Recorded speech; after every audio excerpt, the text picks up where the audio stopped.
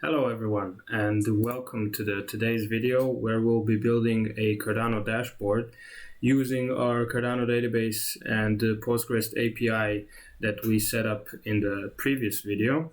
So today we'll be doing some web development, building a dashboard that's going to display some data about the Cardano blockchain and the current Epoch and stuff like that. And then maybe later on we can build on top of it and add sort of Explorer, Cardano Explorer features to it. But today we'll be doing the dashboard. So what we'll be using is, of course, the Cardano database that we set up with DBSync the last time. So here is a document about interesting SQL queries maintained by the IOHK that has some example queries in there. We'll use some of these and we'll make some of our own as well. But yeah, different stuff. So about transactions, stake pools, epochs and stuff, some examples here. Then of course we're going to be using the API that we set up the last time, so the postgREST API. So here is an example of a query that queries the block table and limits the results to 5. So we just get the 5 blocks. Now by default they're ordered by ID. So these are pretty old blocks from 2017. But when we query things, we can specify what we want. So yeah, that's the API.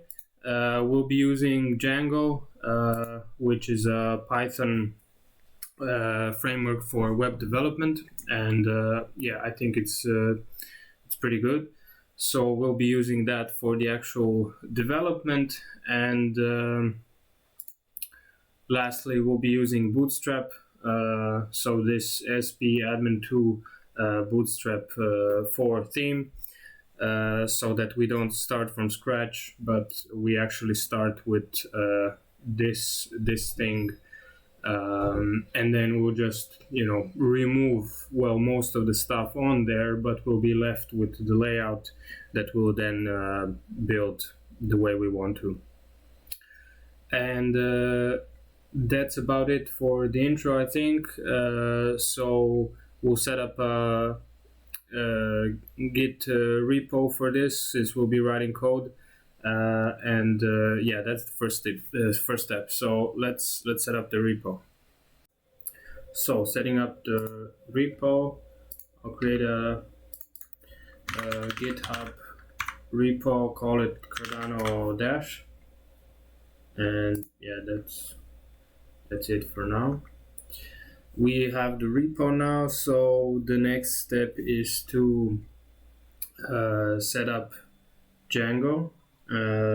So in my case, I already have it installed, and just for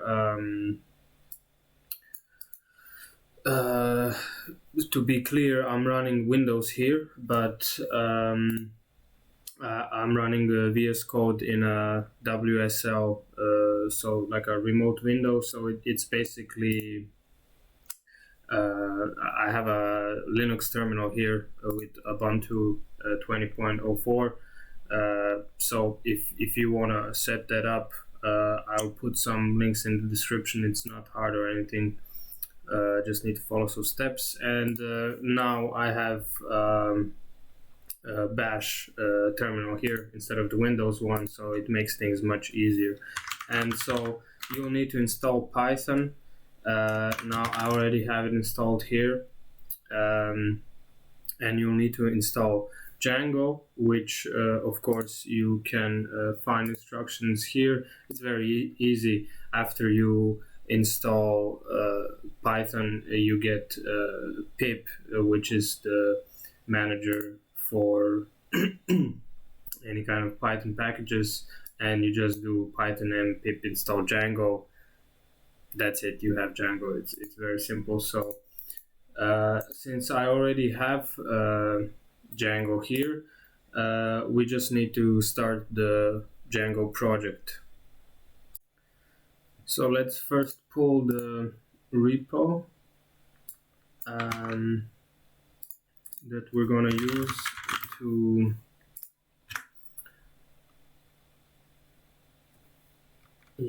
clone into. Okay, so we clone the repo, we go into it, it's empty, great. And so now in here we start the Python with the Django project. So it's Django admin start project, and we'll call it Cardano. Let's call it Explorer. So this is the outer layer, the whole project, and then inside the project we can have different apps. So today we'll create the dashboard app, but maybe in the future we'll create the full Explorer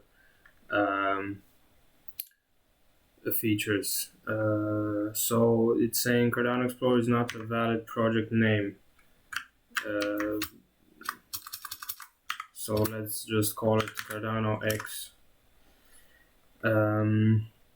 Okay, and now we have the Cardano X, the project. So we have some beginning files on here, and it's enough to start the server and serve a website. So if we do that, just to show it, we would do Python 3 and then manage pi run server, and we have unapplied migrations. So that's migrations refers to the database. We can do this Python 3 manage pi migrate to get rid of this, but we don't really need to, because we're not going to be using the database much, but just to avoid this notification, we'll run the migrate stuff, and there we go. We're running the server, and this is like the base page for Django that's saying, okay, you did it right, and now it works. So what we'll do now is set up the coding environment and start the first app that we want to build, which is the Cardano dashboard. So we can open our Cardano Dash folder, which is the GitHub repo, VS Code, and so we'll get the files here, and now we want to go into the project, and now we want to start a new app. So that one we'll call Cardano Dash. So we use the manage.py for that, and we say start app Cardano Dash. All right, so we can't have the dash in between, I guess. So we'll just call it Cardano Dash. Now we got a new folder here with the app stuff in here. So we got Cardano X project level folder, and we got a Cardano Dash app level folder. Okay, so we need to set up when we start a new app, we need to set up some routing for it. So let's do that now, and I'll explain it as we go along.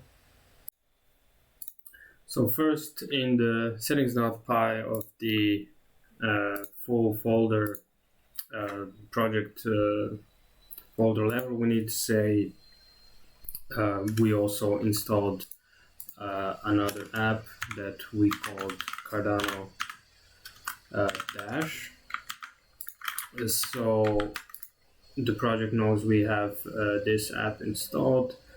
I think that's it for the settings, but then for the urls.py, we need to.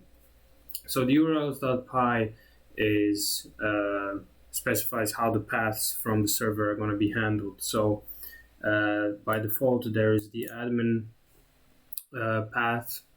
So if you open our server with the admin with the URL saying /admin, it's going to open the admin interface. But what we want is another path, so we're going to call it Cardano dash. Let's call it Cardano dash, like the app name. And in here we're going to include all the Cardano dash URLs that we'll create. So we'll say Cardano dash dot URLs, and we need to import path, and we need to import include, so that includes all the URLs. And yeah, we have an unknown variable here because we didn't create the URLs file yet. So we go to Cardano dash and make a new file, urls.py, and now in here we're going to set up the, so first the urls.py from the high level folder specifies, you know, which app to go to based on the URL. And now when we route it to this app, now in this urls.py, which is the app level file, then we'll specify how will we handle. So like we can have an index here, or a lookup for a balance or something like that. Right now we're just building the Cardano dash, so we'll only have the index, and that's what we'll create here. So we will need, so again, from Django URLs, like it is in the main urls.file, we need to import the path module, and from this folder, so from dot, we need to import the views. So that will be the views.py, and views.py will specify what happens when, so that's going to be like the backend of everything, the backend logic of when we actually go to a URL. And then here we specify the URL patterns, which is an array of different ones, but for now we just need a path that's an empty string, so that when we go to the Cardano dash URL, no matter what we put in there, we're gonna be taken to this view, which we'll call index, as it's common to call like a homepage index, and we can give it a name of index, and that's fine. So in the future we might add different paths here, so like a path for like address, and that might mean we'll give it a new view, like address lookup or something like that. So but for now we'll just use one, that's the index, and that's all we need. So now of course that's undefined because we don't have any views defined in our views.py. So we have to define this index view, which is going to take in a request, and here we then say what will happen when we get this request, and what should we return. So what we return is the web page that's gonna show up. So just for testing right now, we can return something simple like a hello world. So we'll need the HTTP response module. So from Django .http import HTTP response.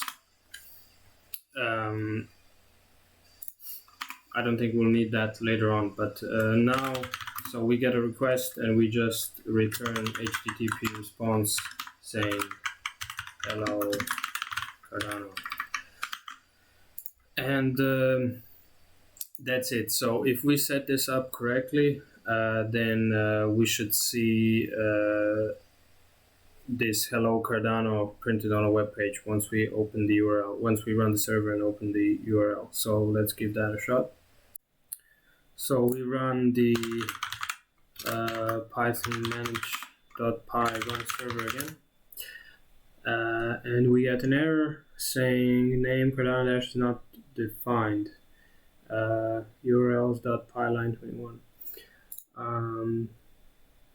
So it's the main one. This is undefined. Oh, yeah, we need to put this in quotation marks. Save that, and yeah, now it seems to be working. Okay, so we get the page not found. Okay, so because it's the root URL, this is what the URL pathing we just did does. So we have to specify Cardano dash, because that's where we want to go. Okay, we want to go to Cardano dash. That's where our app is, and now our index response gets shown, and it says hello Cardano. Okay, so we know the routing works. We don't need this anymore. Probably don't need this anymore. And yeah, so now it's time to load Bootstrap into this and then start having some fun finally. So let's download the template. That's the first thing. Save it there. And now in that template there's CSS, JavaScript, HTML files that we want to copy over to our project. So let's do that, and yeah, we will specify where to copy them, because Django has really cool things. So it has templates, and actually we can find that over here. So it's like layered. So the model layer is like the database. We're not really going to use models in this video. The view layer is, like we said, it handles the backend and returns a response. And then the template layer, this is really cool. So it's like an HTML document, but you can pass it in variables, and you can do like loop through the variables in the HTML and generate the web page that way. So we'll definitely use that, and so our HTML files will be in the template folder. And then we have forms again. We may use in a later video, not today. But we have one more thing. It's not listed here, but it's the static. So Django has a way of handling static files, which are CSS, JavaScript and stuff like that. So we need to, just when we're copying things over, we need to be careful where we're copying them over to. So yeah, let's start with that. So the place we want to copy them is definitely our project, which is in a WSL subsystem. So it's like a little virtual machine. So to make things easier, we can do explorer.exe to open the Windows Explorer, and dot to open it in this location. So I got it open here, one sec.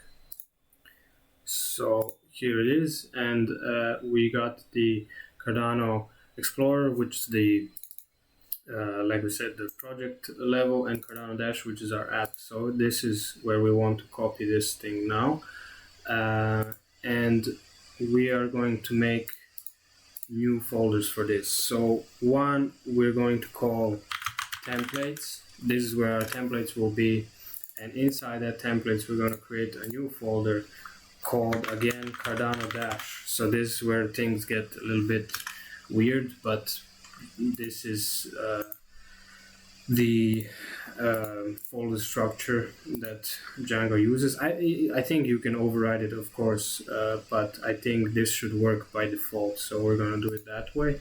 And the other folder will be the static, so this is where all the static stuff will be, and again in the static folder we'll have the name of the app itself. And so in here we can put all the static stuff, and in the templates folder we'll put all the HTML stuff. So yeah, let's do that.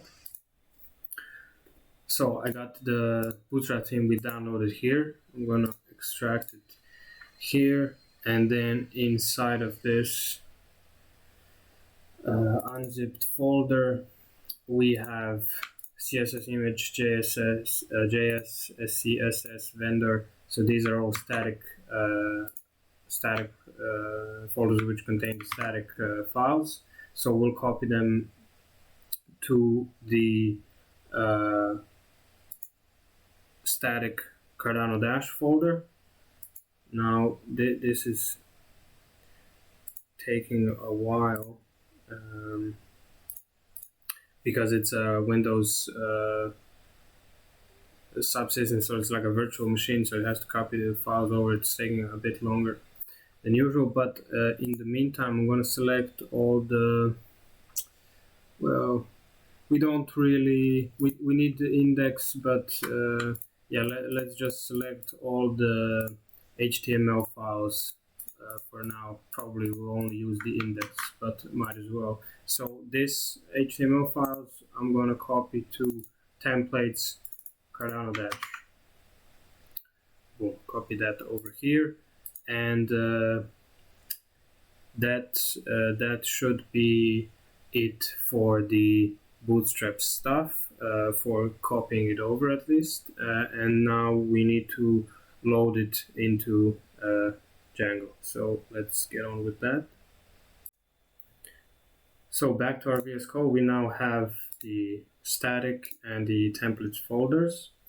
So what we want to do is, we're not going to need this urls.py anymore.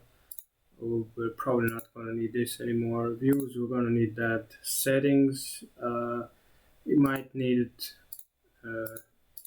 but I'm going to leave it open. So instead of returning in just an HTTP response, we want to return a render, which is a render template.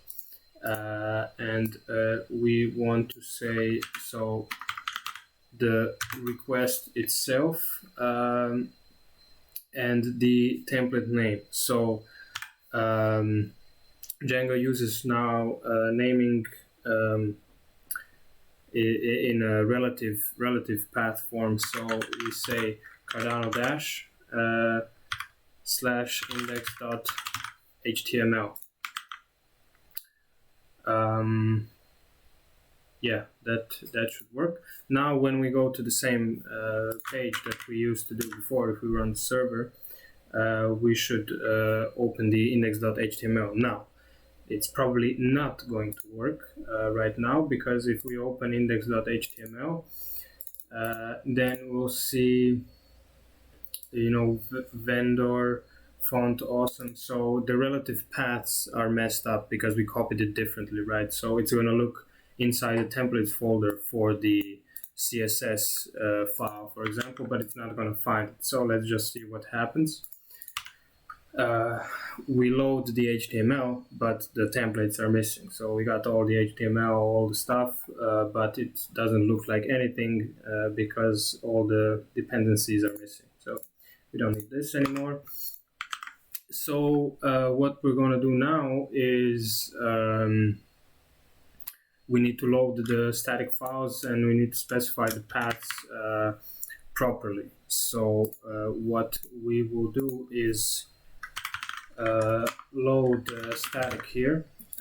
This is the curly braces %sign is sort of the template, Django template way of saying okay, this is now Python code, and anything outside of that is HTML code. So we load static, and then for the href stuff, we don't say, well, yeah, we specify the path, but we have to say, this is actually a static file that we're gonna load, and the path is going to be Cardano /vendor. So this file path now is going to is essentially saying, static. So go to our static folder. In our static folder, we have the Cardano Dash folder. Inside here, there's a vendor, and inside the vendor, there's Font Awesome Free, and inside Font Awesome Free, there's CSS. You get the point. We'll find the file that we're looking for eventually. So basically, we need to prepend this to each of these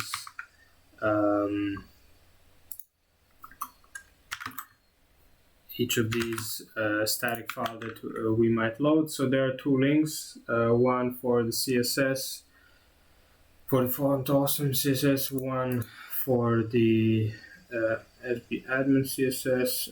This is href, so we don't need to change it. It's querying the internet, not locally. And there is some scripts on the bottom. So again, we need to prepend all this stuff. I mean, actually, this stuff is still like demo. We don't really need it, and probably we'll remove it later, or maybe we won't. I don't know, but it doesn't matter. Let's just load everything as it should be loaded for the start. So here, single quote and % curly braces. So that should fix the index page. So if we refresh it now, there we go. Now it's finding the right files, and it's loading the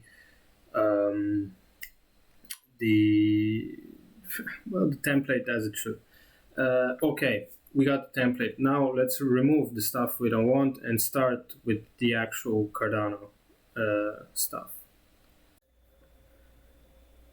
So what do we want to remove? We want to remove this search bar. We're not going to use that now. These notifications stuff, user info. So this row, we don't want that really.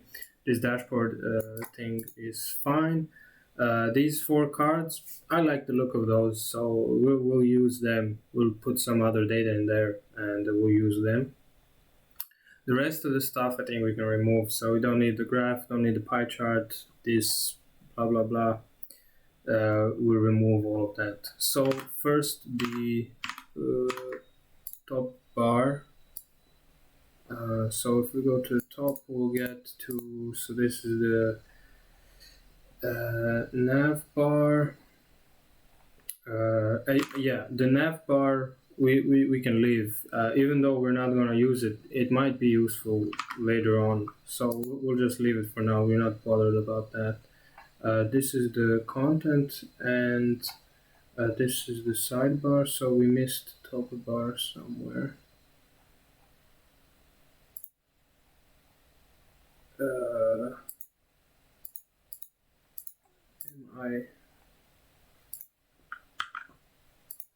Am I crazy?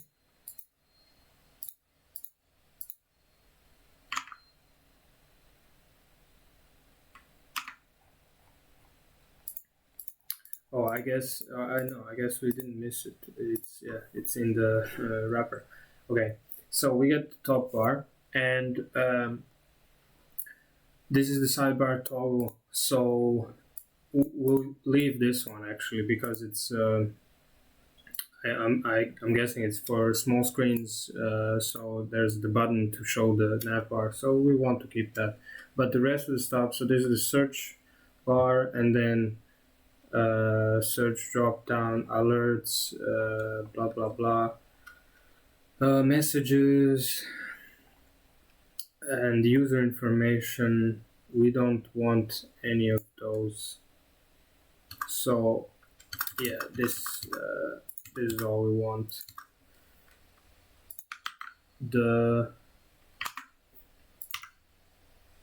We remove this, and probably if we go to like a small screen, that's so this is the button we have kept, and that's fine. So the next thing is all this stuff below the cards. So here is the card example, the earnings monthly. So that's the first one. Then there's the annual, third and fourth, and then it's another row. So we'll just keep this row class, but remove everything that's inside it. So this is the div closing the container fluid. So this would be the one closing the row probably. Yeah. So we'll just keep this row for later on because we'll use it. But that's that. And there we go. Now we have the cards. Show this. We have the cards, and everything else is empty. So we're ready to start working on our stuff.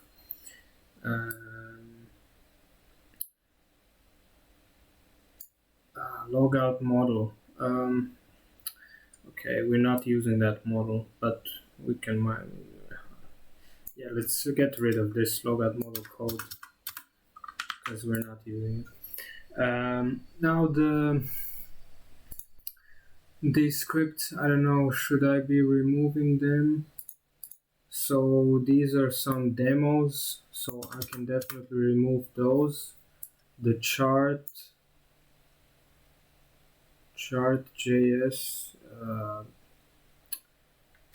I'll remove it. I don't think we need it, but I'll leave the other ones on. Okay, so I think that's it for removing files from the template, and we can now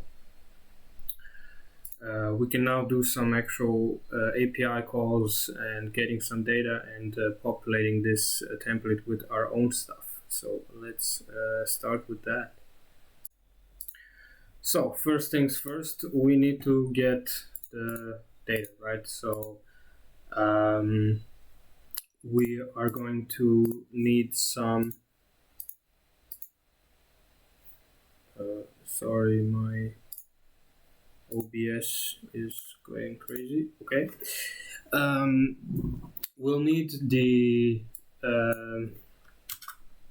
some modules for this. So we'll definitely need requests, which is a Python module for sending requests and getting the data back.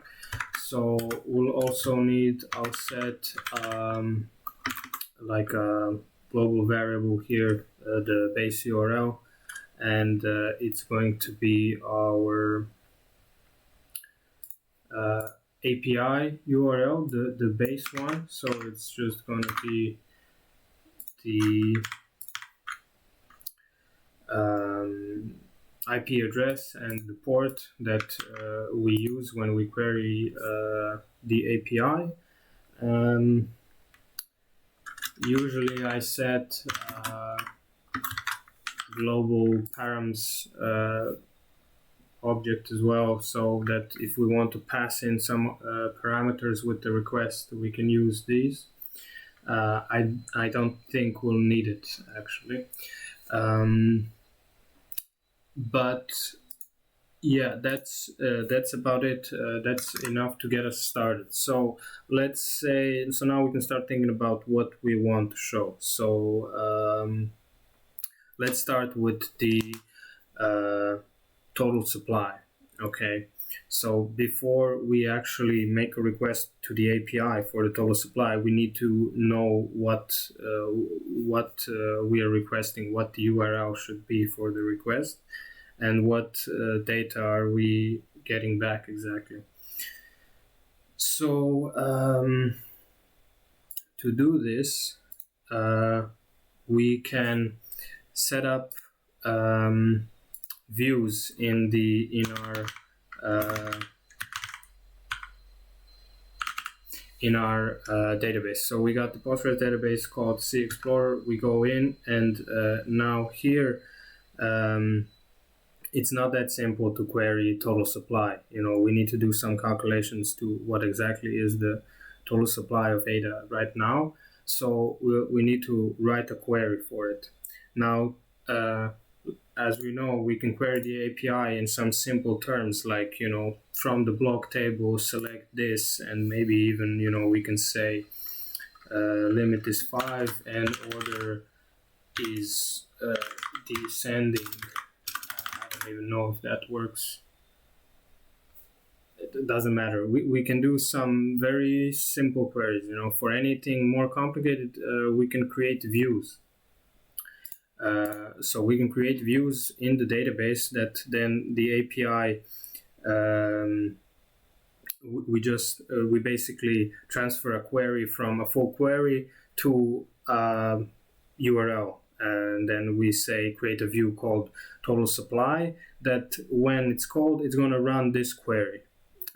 So that's how we'll be doing most of the stuff for this, rather than just directly querying the API on its default, like directly from the tables, because we need to do inner joins and calculations and stuff. So we'll do views. Okay, so let's get started with the first view, which is going to be the total supply.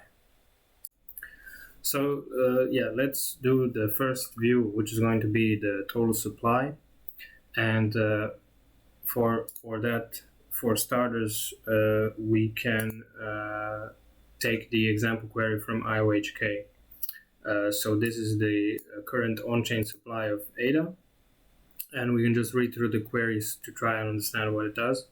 So we select the sum of all values, of all transaction values, divided by 1,000,000 to get the value in ADA, not Lovelace, as the current supply from the table TX out, so TX transaction outputs, where not exists. So we want to sum all the values where a condition is met. So where the ID of the transaction is not a result of this query. So this query does an inner join on TX in. So what it means that if a transaction output ID has a corresponding transaction input ID, then we don't want to look at it. So to sort of simplify this in common words, it just queries the UTXO set for unspent transaction outputs. So this is not the perfect sort of total supply, because it doesn't include the staking rewards which haven't been withdrawn. All right, so those exist in the ledger, but not on the chain until they are withdrawn. So the current supply is actually a little bit more than what we get from this query, but it's close enough. So what we want to do to create this view and be able to query it in the Postgres database, we do a create view, and then we of course give it a name. So we do a create view total supply. Let's call it total supply, and we say as. So as what this means, what is going to be run when we query this view, and what we want to say is we want to run this query, right? So this is the code for creating this view. We can copy it into the database and hit enter, and we have created this view. Now if we go to the API and we say, so we called it total supply, now it's running the query, and we get the current supply back as this number, so it's 31.8 billion ADA. Okay, so this is our first view, and now what we want to do with it is we don't want to query it in our browser, we want to query it with our Python server, right? So so we can make a comment here saying this is going to be the total supply stuff. And so the way I like to do it is I have a total supply view, which I will specify as total supply, which is what we call the view in the database. And now I create the full URL. So total supply URL is going to be the base URL plus the total supply view, and we have the URL. So what we get afterwards, total supply response. So if we do a request, so if we do requests .get and then the total supply URL, and we don't need to specify any parameters, so we could say if we wanted to add some parameters to this request, we would use this, but it's empty anyway, so we don't need to do anything there. And so once we get the request, we can also just parse it as the JSON, and then we should be we should have a object, a dictionary in Python with the data. So so what we want to get out of this is the actual value for the total supply. So we can say total supply is then equal to the response. And now I think because the response is so it's in brackets, then curly brackets, so it's the way this JSON is parsed, it's you have to specify the 0 position, and then inside that 0 the index, and then we have to specify the field name, which is the current supply, right? So it's the first element in the bracket and then the current supply field that will give us the value. What else we want to do? The value is not rounded here, so we might as well round it to make it look prettier. So just total supply is equal to round total supply, and let's say 2 decimals. And that's it. Now in the when we return this render, we're not just going to say render this template, we're actually going to pass into some values into the template. So we'll specify that as a dictionary, and we'll say total supply is going to be total supply. Okay, and now we have passed this variable to the index.html. And let's just, while we're here, replace this with Cardano Dash, and also the title.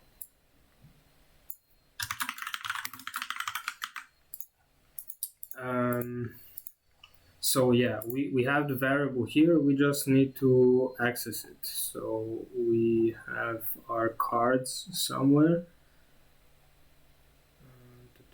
Yeah, this is our first card, and we can say, we can edit the comment to say total supply card,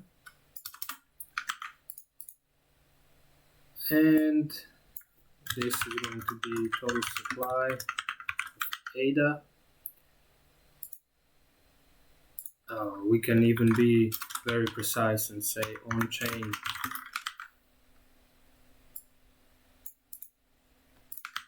because as we know, the query doesn't look at the rewards, the not withdrawn rewards. So this is here we want to put the value, right? So the way we specify a value or access a value in the Django template is, again, like saying, okay, this Python code, and we just say total supply. We know we have this variable, so we'll put that in here, and yeah, instead of writing ADA here, let's write ADA here. Oh, sorry, this is not how you specify a variable.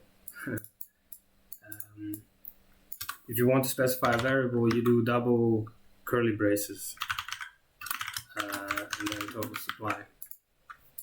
So we'll do ADA here, and we'll format this as total supply on chain.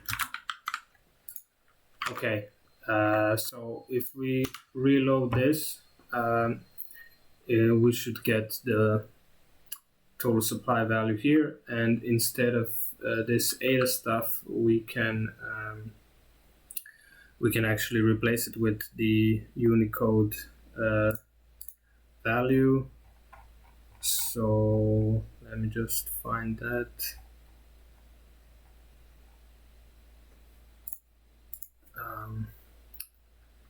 ADA symbol. ADA symbol Cardano. I guess we'll find it here somewhere. There we go. You can take that and replace ADA with this little symbol here. Right, so we got the value, but we could format it a little better. It's not really readable as it is. So what we can do is have a textual description as well,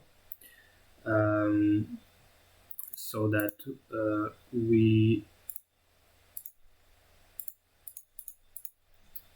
can write how many billions is there. We don't really need to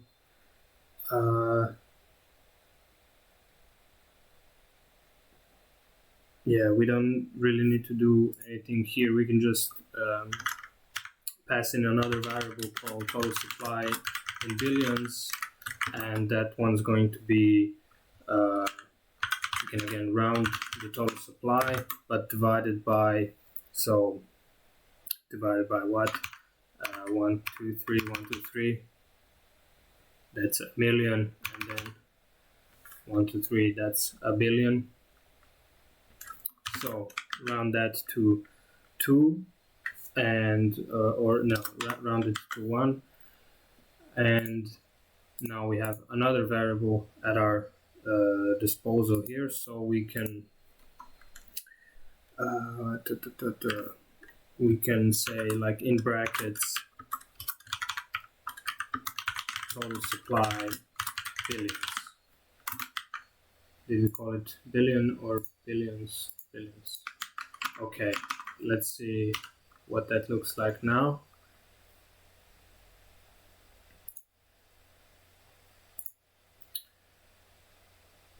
Yeah, we forgot to write billion here, so this is variable. So billion ADA. Okay.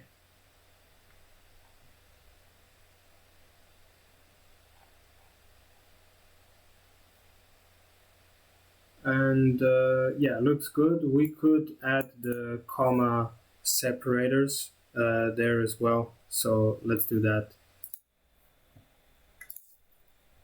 So we can just use some Python formatting. So we do an f string, so this variable, and then there's a nice little trick here to just specify that we want the value comma separated for the thousands separator.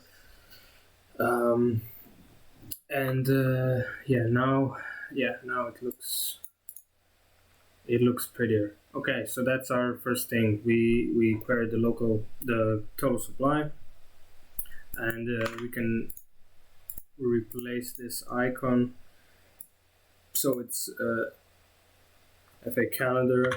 There should be a coins icon, I think. So try to use that one for the total supply. There we go. That looks nicer. Okay, that's total supply. Let's do active stake next. So for the active stake view, we will delete this now, and yeah, we want to create a new view called active stake or total stake, active stake as. So we need to write a query here. So what we want to do is select again the sum of amounts divided by 1 million. So because everything in the database is Lovelaces, we'll select that as active stake. And so from which table are we selecting this now? Now we're going to select from, just looking at what it looks like on the video, Epoch stake, where not stock, stake. So where where the epoch number is, now we're gonna do a subquery where the epoch number is select max of epoch number, so we always get the latest epoch. From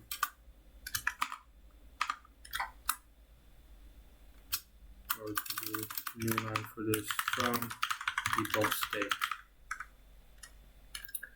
Right, so that's the subquery, and yeah, I think that should work. So we sum up all the stake in the current epoch, and that should be the active stake. So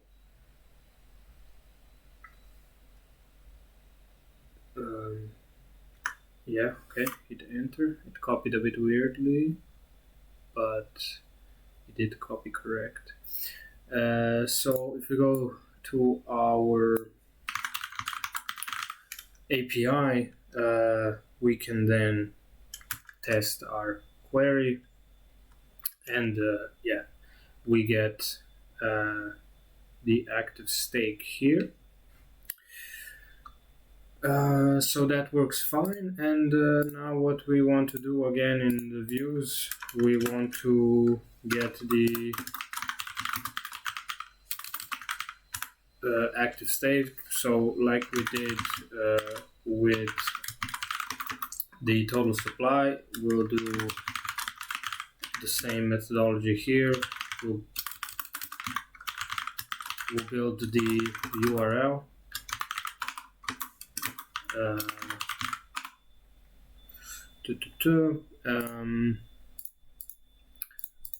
And yeah, that's the URL. So we can get active stake response requests dot get. So the URL is active stake URL. We don't need any parameters. Parse as JSON, and then we can also like just do 0 right here. So when we do active stake, we don't, and we'll do it here as well for consistency. So when we do active stake here, we don't need to reference the 0. We just reference the active stake response. What did we call it? Active stake, right? The field active stake, and that's it. Again, we can round it like we did with the total supply. So 2 decimals, and that's it. We have the variable, we can pass it into the template. So active stake is going to be, again, let's format it like we did with total supply. So pass it into an F string,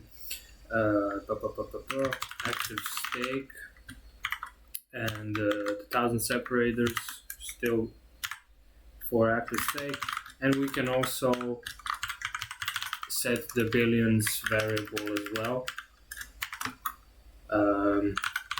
So just like we did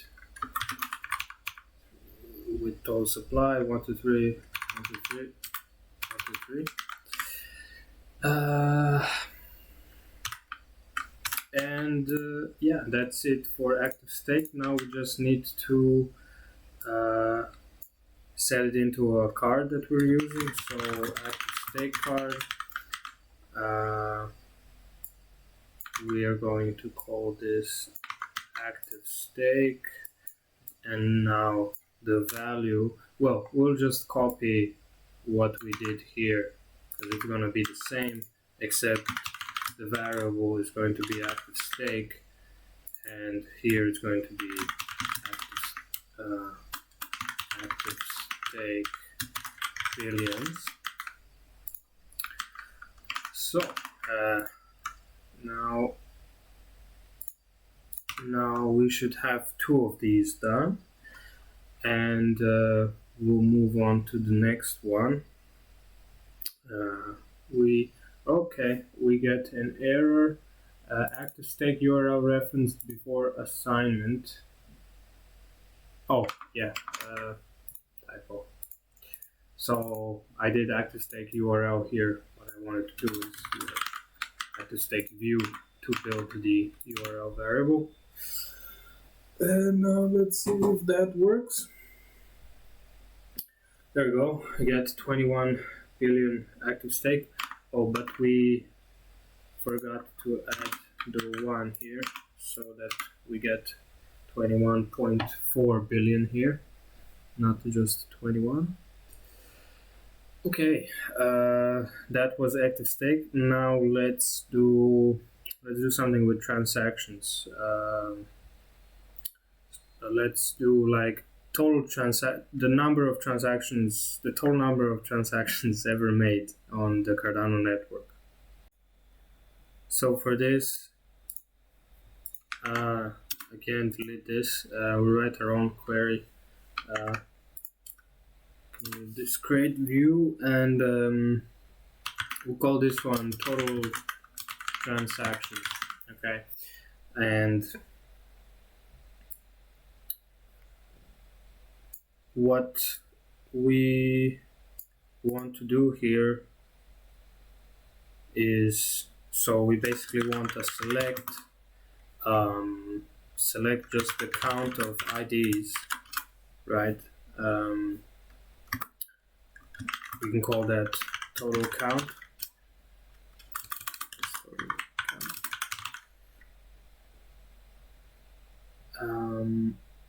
But we can, while we're here, like where we're doing this, we can probably also get the total amount of ADA ever transacted in the same query, right? So if we do select count ID, and we can also select the sum of out sum, so that's a field in that's a column in the transactions table. So if we select everything from transaction limit 1, everything from limit 1. So we can get information about fees, deposit sides, but we get the out sum that we care about. I'm not 100% sure if this is actually accurate, but I'm guessing it would be pretty close, even if it's not. But anyway, we'll select this out sum, the sum of it, as the total amount that has been transacted, so from tx, and that should be it for this view. What did I do?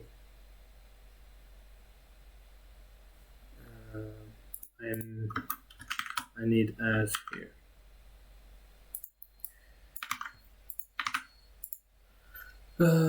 So create view as this. Okay, create view, and now if we want to, so copy that view name, total transactions here, and go there, and there we go. Now we get the total count and total amount. Great, so let's do something with those on our dashboard. So transactions here, I guess we'll call it total transactions. Total transactions view is total transactions, right? That's what we called it. And then total transactions URL is equal to the base URL plus the total transactions view. Total transactions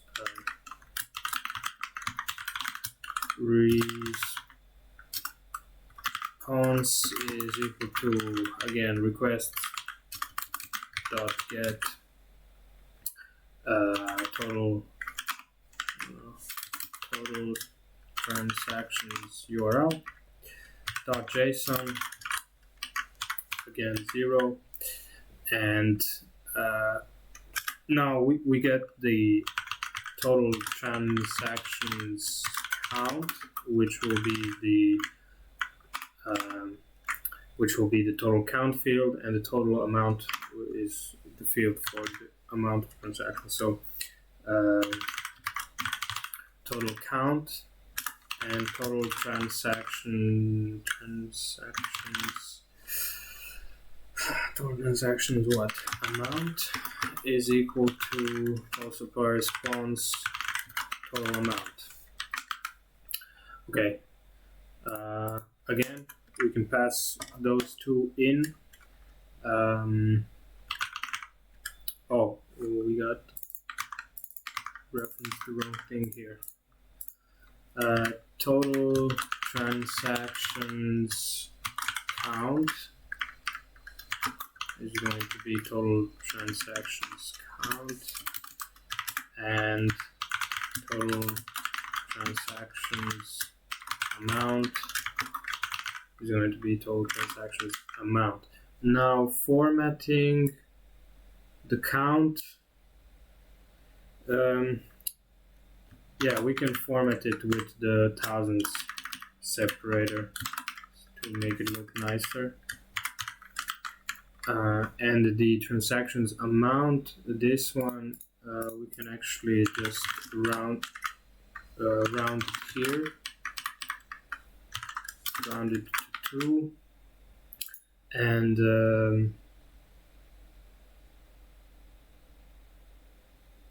yeah, also format it with 1000 separators. I don't know, do we want to like say what the number is in billions or something? Probably it's fine. And it's fine like this. So we go to the index HTML, and now here we'll have total. Oh, the active stake. Yeah, we left the $sign as the symbol. We can use handshake, some handshake symbol for that one. Better. And total transactions count card here. Alright, this is in the template, this is a progress bar card, so I'll just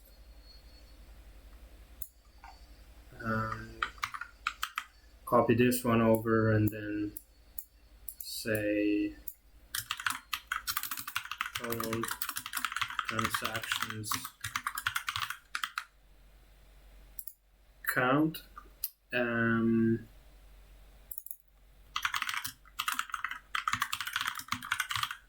Total transactions count.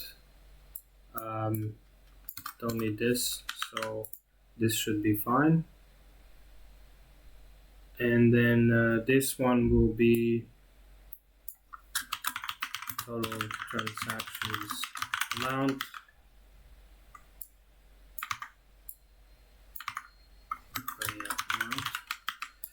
And the value is going to be similar to this one. It's going to say amount, and we'll put the ADA symbol here. So let's see what we got with those two. Oh, we can also change the icons for them. Oh, so yeah, this one is handshake. So total transactions count, total transactions amount is a big number. For the count, we could use I don't know, like a clipboard list. And for the amount, I don't know if there's anything good. Oh, there's the arrows exchange. What's it called? Exchange.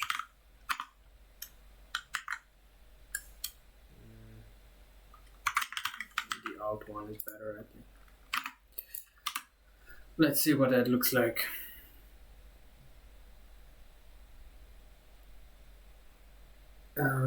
Transaction count. Yeah, the arrows. Yeah, they look okay for the transactions. Okay, those are transactions, and those are the 4 cards here. Now they're very general, and we'll just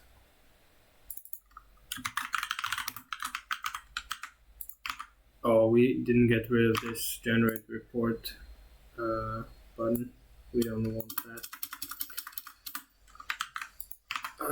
Call this Cardano Dash, and yeah, let's that's enough like general information. Now let's do some Epoch information next. So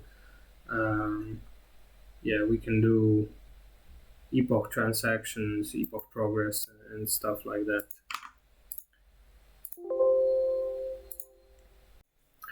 So for the Epoch stuff, I don't think we even need a view. If we just do select everything from Epoch, is that the table? I think so.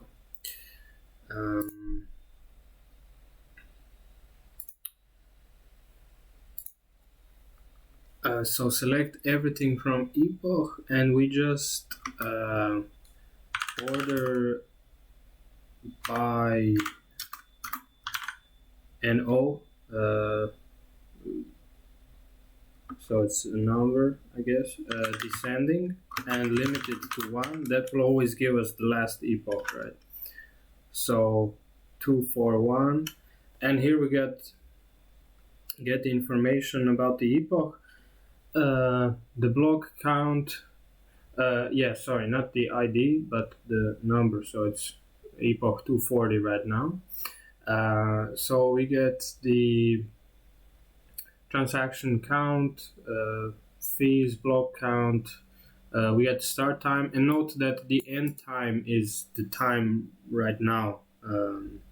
So until the epoch ends, the end time is always updated to the current time. So it's not correct. It's actually, it ends today, but at 21:44. So, but the start time is correct. So we can use the start time to calculate everything. But yeah, from this simple query, we get a lot of information about the epoch. So instead of doing a view and making it more complicated, we can just query this directly from the API. So if we say from the Epoch table, order it by number descending and limit to 1, we get all the information we got here. So let's use that for the current Epoch stuff. So we'll do current Epoch view is going to be, instead of a view like a view name, it will just add to our base URL what we just added in the browser. So we query the Epoch table, and we give it some parameters. Now I guess now is a good time to use the parameters option in Python. So let's do that. So we'll just say query the Epoch table, and we'll take care of the parameters later.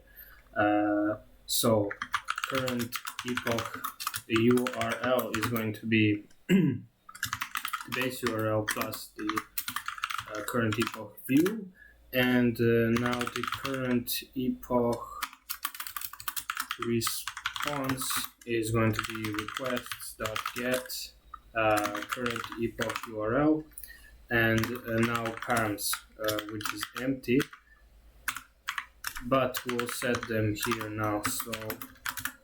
So we'll say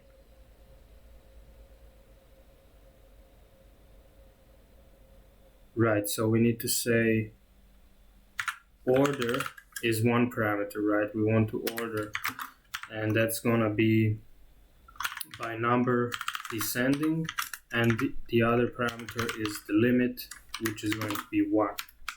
Now I think this should work, but we'll find out soon enough. So if we pass it in with these parameters, we'll get the same thing we got from the API from the browser. Okay, so we get the response. We can do the standard JSON and take the first element in that response. And so what can we get from it? We can get, for example, the current Epoch block count. That sounds good. Current Epoch transaction count. That sounds okay too. And I don't know, maybe fees. Or we can get start time, of course, but let's get these 3, and then we'll deal with the start time last. So current Epoch blocks is going to be current Epoch response, what's it called, BLK count.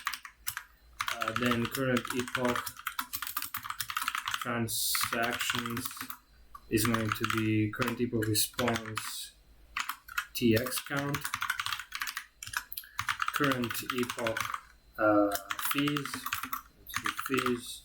Square Epoch response fees. Okay. So we got those 3, and we can pass them in to the template to be rendered. So the current Epoch blocks, current Epoch transactions, and current Epoch fees. Now the fees, probably want to round them up.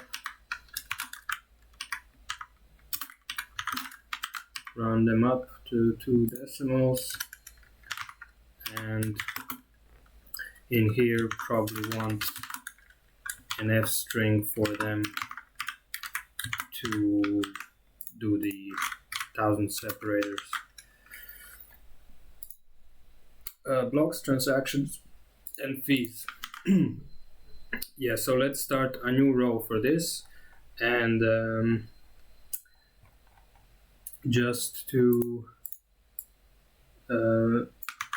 make it clear, that we'll copy like this little div here that says Cardano dash like this, so we get like Epoch, current Epoch title here,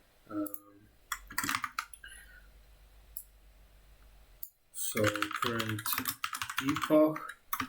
Oh, we can even say which epoch it is, but we needed a variable for it. Current epoch, but we'll need to say current epoch is equal to current epoch response and O. And then we also need to pass that in.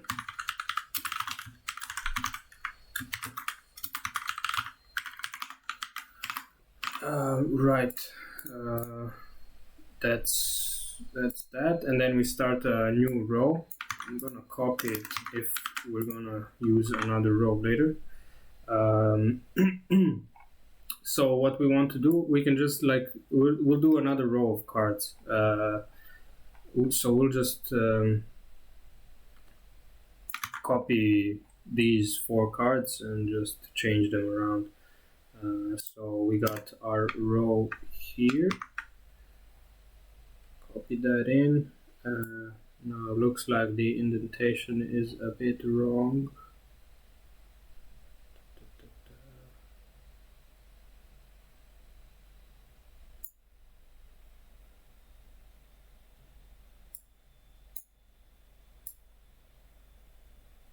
I can't find where it's getting off.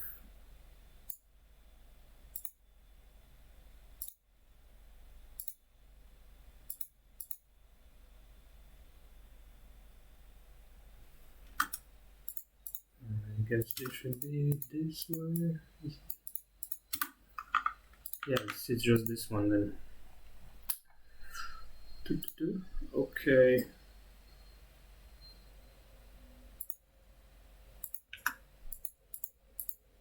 This one ends the row, and this one ends what? Maybe we copied one div too many. One div closing tag too many.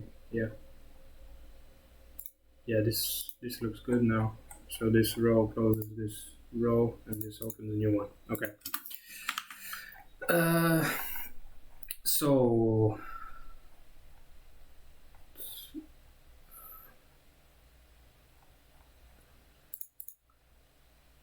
row. So current epoch. Some comments in to not get lost. And so what are we starting with? Let's say current epoch blocks.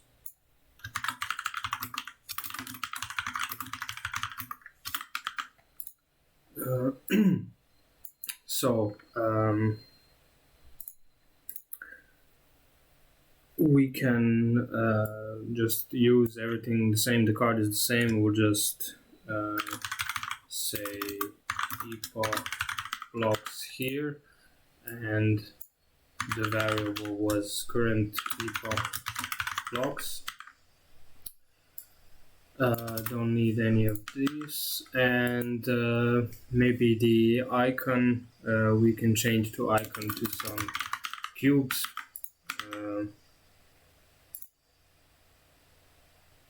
So yeah, cubes are good for blocks. Then what we got next is let's say current epoch transactions. Or should we do fees first? Transactions, okay.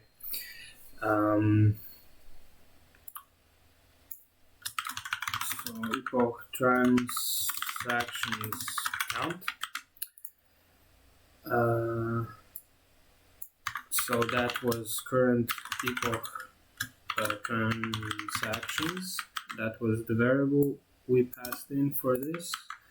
And again, the icon for the transactions, we can use the clipboard list that we used in the row above for transactions as well. Now we get current epoch fees. So just epoch fees here. The variable was current epoch fees. And here we can put the ADA symbol. Are the epoch fees now in ADA or Lovelace? Definitely Lovelace, right? Because it's everything in the database is Lovelace. Yes, it's Kobe. Come on, okay.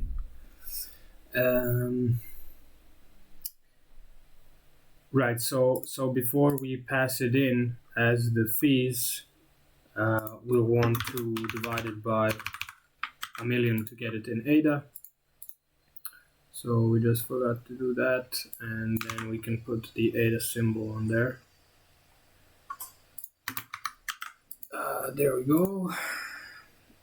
And those are the three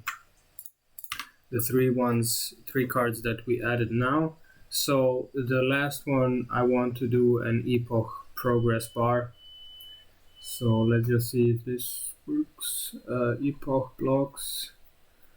Okay, Epoch transactions count. Okay, everything's okay. Maybe you need to change the icon for the Epoch fees and need to format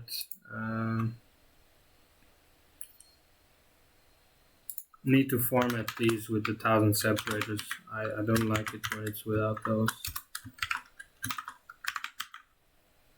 So also for the transactions and the blocks, we'll format it with the 1,000 separators, and we'll change the icon. So not to use the clipboard list. So for the fees, there's an icon, file, invoice, dollar, and that's something that indicates fees. Let's see, what do we get here?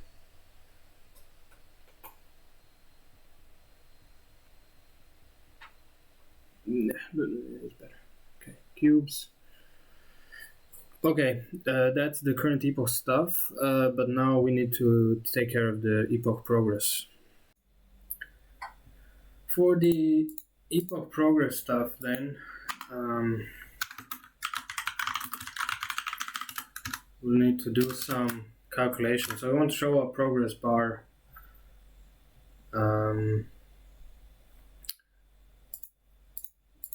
Which shows the Epoch progress. So what we need is, of course, the start and the end of the epoch and the current time. So the current epoch start we can get from our current epoch response, and it's under the field start time. Now we want to use the Python's library for manipulating times. So the datetime library. So we want to we're going to use both datetime and time delta to add 5 days. So why? Because we can't get the end time, right? Like I said, the end time is the current time until the epoch ends. So we need to take the start time and add exactly 5 days. So we're going to do that with time delta, and so with datetime we'll transform the times into Python datetime objects that make it easier to work with. So datetime and time delta. We'll need those two, and so current epoch start date time, I'll call it, is is datetime, and now the function is string p time. So there are two. There's format time and there's parse time. So right now we're parsing the time we get, so current epoch start, but we also need to give it the format, so the exact format in which the string is represented, where are the years, where everything. So if we look at it, we get year, month, day, and then T, and then hour, minute, second.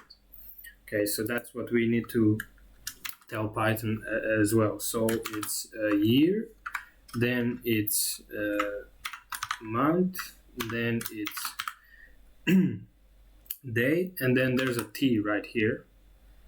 And then we move on to hours and minutes. So small m is for month, big M is for minute, and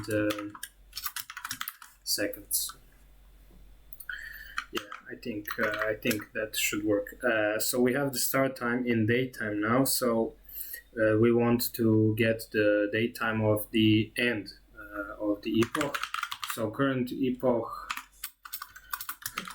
end date time is going to be current epoch start datetime plus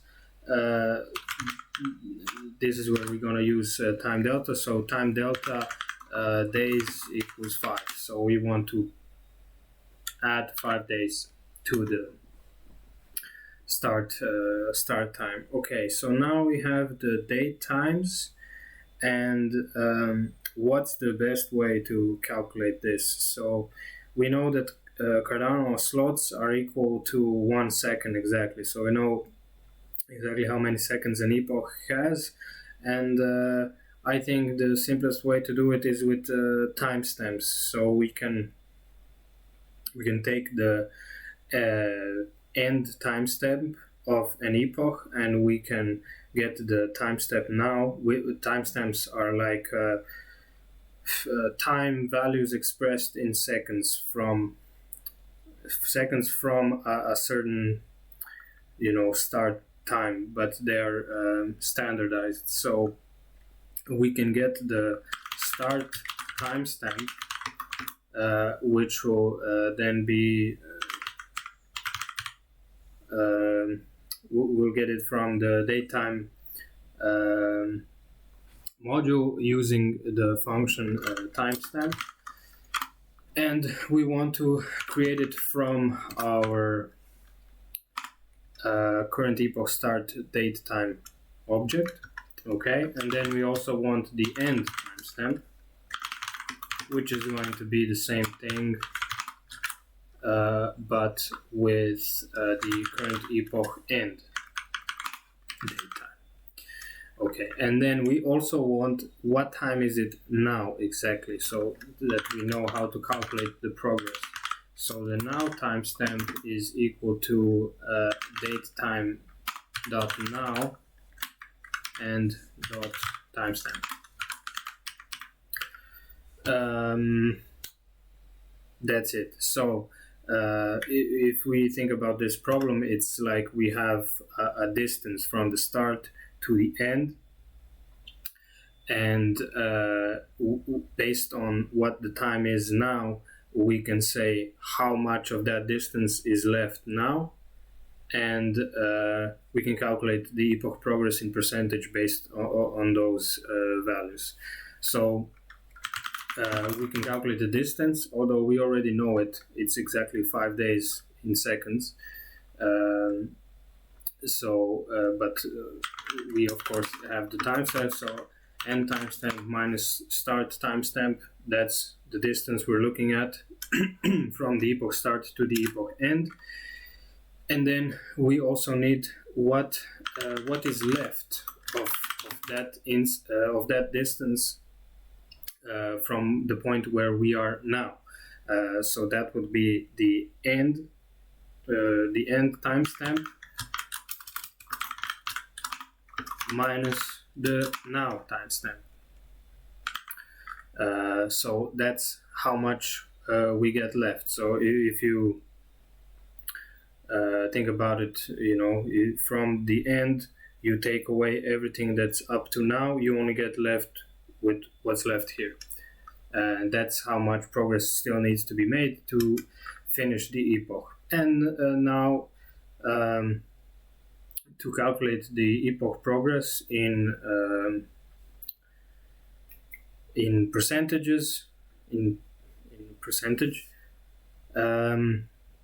we have to do some calculations. So, but it's just like 100, which would be like 100%, and it's minus the distance left over distance.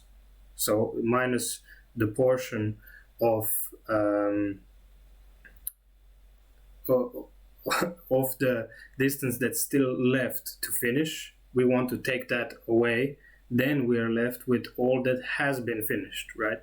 So we can say epoch progress is equal to 100, which is like 100%, and then we want to take away from this the distance left over total distance.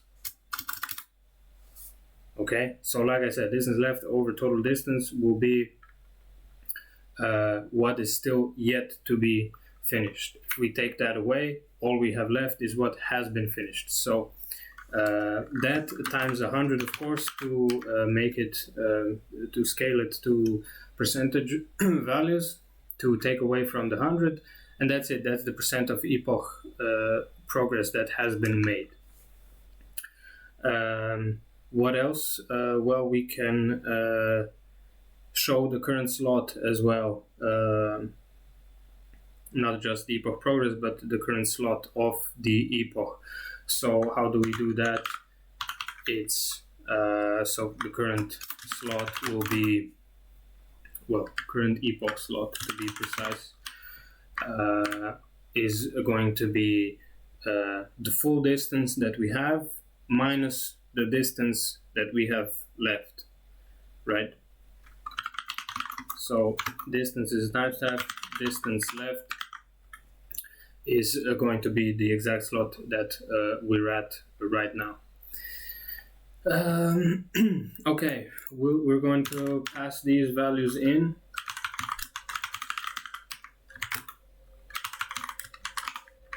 So epoch progress and the current epoch slot.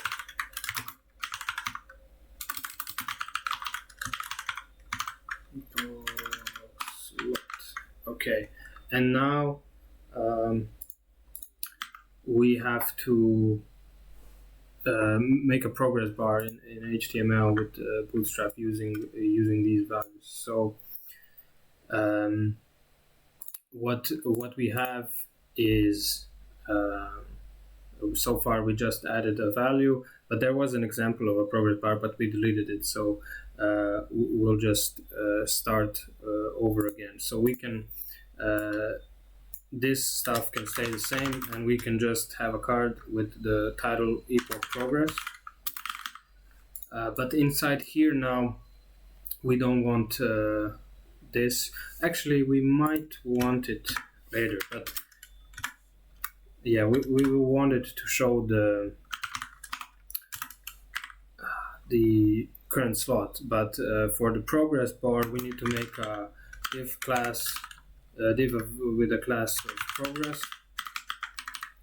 And I mean, this is all a Bootstrap documentation, so you can look it up if you want, but I have made some, so I think I can do it without looking up the documentation right now. So inside the progress class, we'll have the actual div with a class of progress bar, and the role is progress bar, also Bootstrap stuff. Now how you specify the progress here is with the style element, which is going to be, of course, the width. And what width should we put on? Well, of course, what we got for the epoch progress with a percentage at the end. So we have the value with the percentage at the end. Why is this?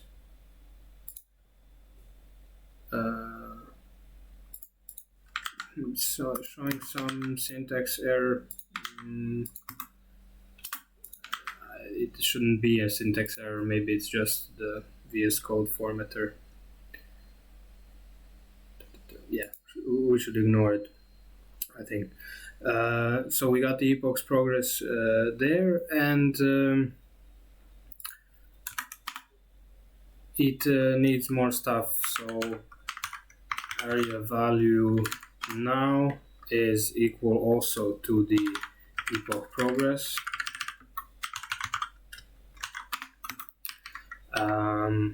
Is there anything else? Well, we can, I guess, set the min and max as well. So we know that area value min is going to be 0, and we know that area value max is going to be 100. And I guess that's it. So we can, inside of the actual bar that's going to show, we can put in Epoch progress to show the actual number. Yeah, so that should give us something for starting. Let's see. Okay, we got some value error when we current epoch start time, current epoch start. So time data does not match format.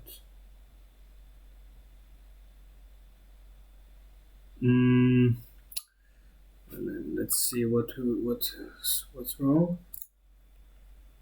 So it's I guess we specified the format wrong. Year, month, day, that's fine. Then T, yeah. Then hours. Oh, okay. We got the dash where it should be the colon. Okay, that should fix it. So the colon separates the minutes and hours, and the dash separates the. Okay, so it looks like it works. Of course, this value we need to remove. It's from before. The progress bar is showing. Of course, the value is needs to be rounded. So epoch progress. We're not going to round it here, but we'll no.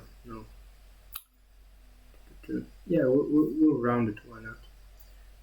Epoch progress is so this whole thing rounded to, let's say, 2 decimals, or actually one decimal place. So that will take care of the rounding. We can also set the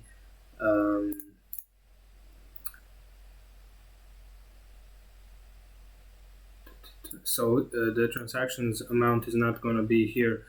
Instead, we're going to say the current slot is going to be what we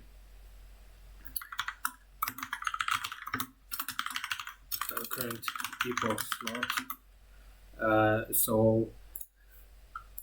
What we calculated to be the current epoch slot, and then actually we can add like the total slots, which we don't really need to. We could do it in views and calculate. So it's actually the distance. Yeah. So let's just pass it in. So the distance is actually the number of total slots in an epoch, because they are equal to 1 slot is 1 second. So the timestamp works as a slot count. So we can pass in distance. This here, but we won't call it distance. We'll call it epoch slots. So it's the current slot out of epoch slots. Yeah, we can pass that in, and instead of the exchange out, we can add a spinner here, spinner icon. so that should fix it up a bit, and we can still make the progress bar a bit prettier with maybe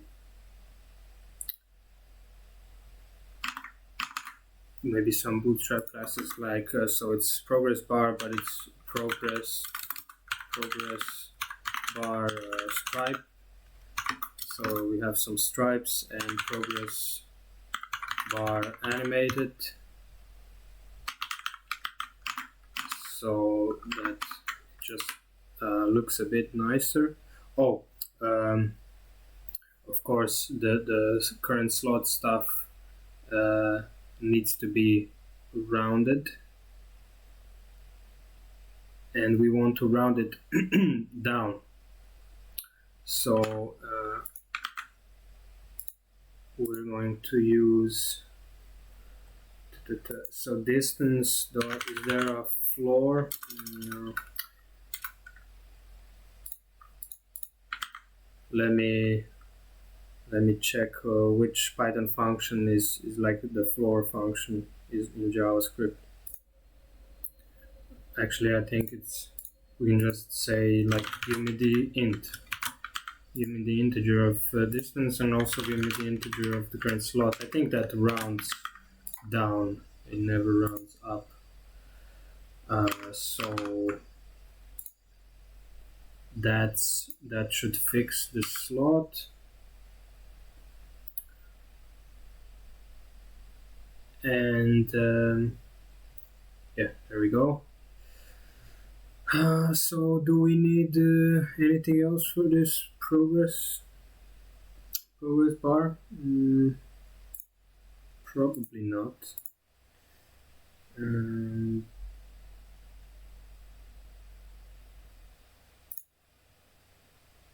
Yeah, looks good. Okay, so that's the progress bar, the Epoch progress bar. What do we want to do? We want to get some information about the latest blocks next. So let's do that. So for the latest blocks information, I wrote a query for it, and it's a little bit complicated. So this is it, and just make it a bit larger while we go through this one. So we got basically getting the information about the latest 5 latest blocks is pretty simple. You know, we just query the B, which is the block table, and you know, we order it by ton and limit it to 5. That's easy. But what we also want to get is some information about the pools. And how do we get that? We need to get their metadata. Right, so we need to select pretty much everything from the block table, and then to get the actual metadata,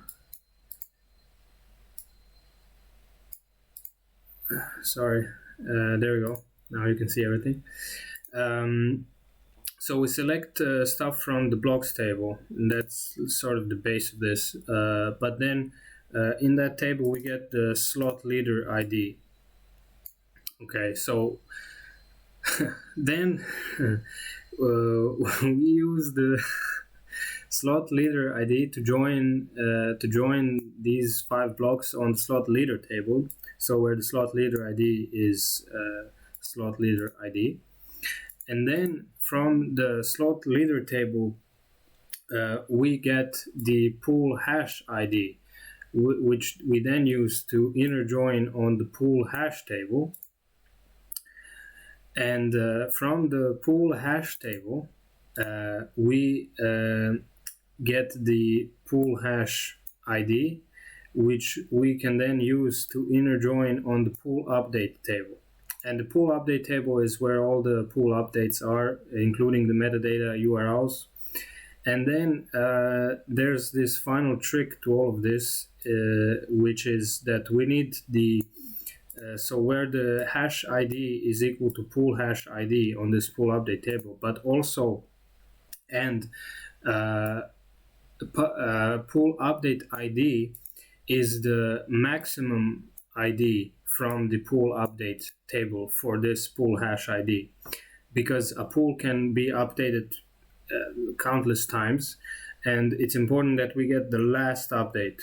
So the last one is the one that's currently valid. We have all the previous ones stored, but we want to get the current one. So that's why we need to make sure that the pool update ID is only the maximum ID for that pool. So that will give us the latest pool update information. And then finally we can from that inner join here on the pool update, we get the meta ID, and then from pool metadata we can finally inner join on the pool metadata to get the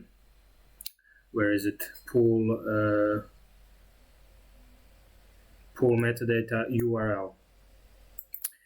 So yeah, took me a bit of time to do all these joins and figure out, but it's a good exercise to play with the database to know how the joins should work. But yeah, once we get all that, we order it by time in limit 5, and that gets us the 5 latest blocks. So yeah, we can copy that into our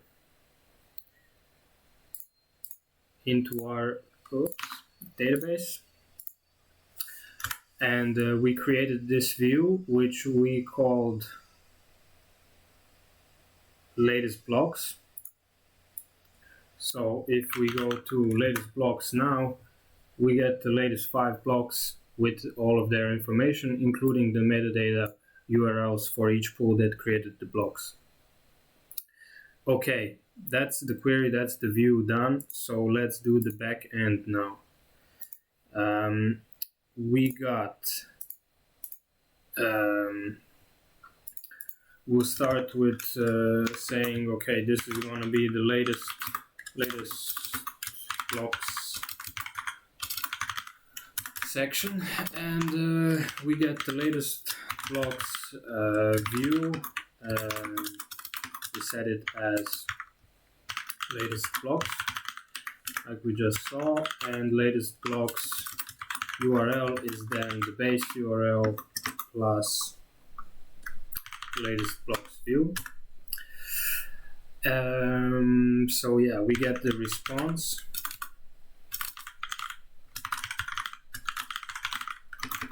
Is gonna be requests.get the latest blocks URL, no parameters needed.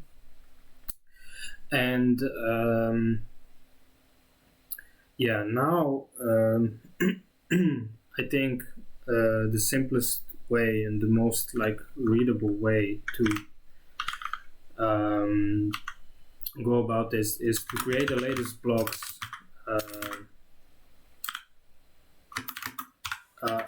array, an empty array that we're gonna fill up then with what we want. So I want to be able to identify these blocks later on for the HTML. I don't really need to do this because there's an option to do it in the template itself, but let's do the most we can in the backend, so we have to do less stuff in the interface, in the template. So I'm gonna set the counter to 0 here, and now I want to loop over all the blocks that we got in the response. So for block in latest blocks response, I'm gonna increment the counter here so that we start at 1 and not 0. And then for each block, I'm gonna create a temporary block, which is going to be an empty dictionary. And in that dictionary, I'll format the values and also get the metadata information in there. So I'm gonna say temp block. So some information we get from this is like we're not gonna show everything that's here, but we can get the size, for example. So temporary block size is going to be the block size, but we'll format it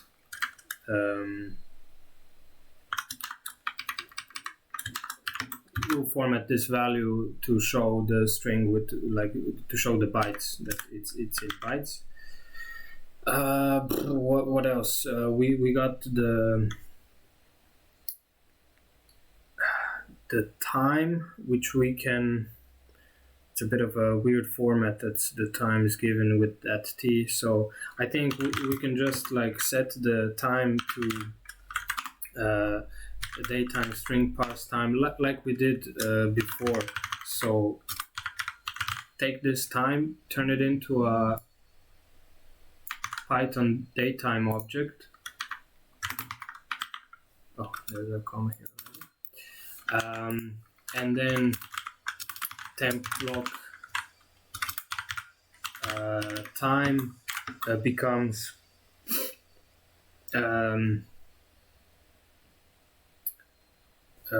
becomes a datetime. So string, we use the parse time. Now we use the format time, and we specify which format we want to give the time in. So I think like year, month, day, essentially this same thing, but without this t, and we can have space in between instead. So that will format the time for us a little bit nicer, and then we can get the hash, I guess, yeah, block hash, why not? We have that field in our response, block hash, but it actually starts so it starts after the x. So this // is sort of like a prefix. So what we can do is start from the third character to show the hash. What else is in there? Block number, transaction count. Yeah, we can get those. So temp block. Let's start with the transaction count, and transaction count is equal to just block transaction count is the same, and same thing for the block number. So this is the absolute block number on the chain, so not Epoch related, but relative to the time when Cardano started. So the absolute block number. And I think that's about it for the general information. Now we want to get the metadata information about the pool. So what we want to do is fetch the response from the metadata URL. So we'll wrap this in a try and accept, because, you know, what if the metadata URL for a pool is not available, or we fail to get a request or something? We don't want an error. We just want to, you know, say, oh, okay, we couldn't get anything. So metadata response is going to be, so we're looping through the blocks, and for each block we get the response we get separate metadata, so we need to query it. So we query the block, and then the metadata URL field is going to give us the URL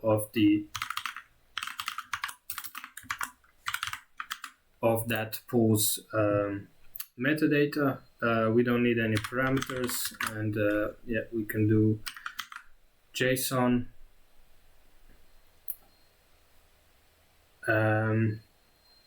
Now I don't think we need the 0, because if we open any metadata, we don't need the 0 index, because this will be just parsed as a JSON, not as a list first. So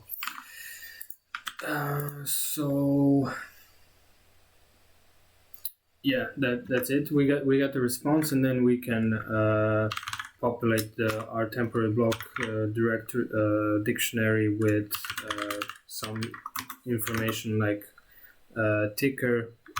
So metadata response. We know that the structure of this metadata for any pool, it must have the name, the ticker, the description, and the home page. So I'll just get the ticker and the and what the name, of course, name, and also the homepage, so that we can link to that pool's homepage. And I think that's it. Okay, so why did we use this counter? I'm just gonna put an indent like a temp block identifier here. I'm gonna set it to I, so that we know this is the first block, this is the second block, and so it will make it easier in the HTML. So yeah, for each of those blocks we created the temporary block, and then at the end we want to append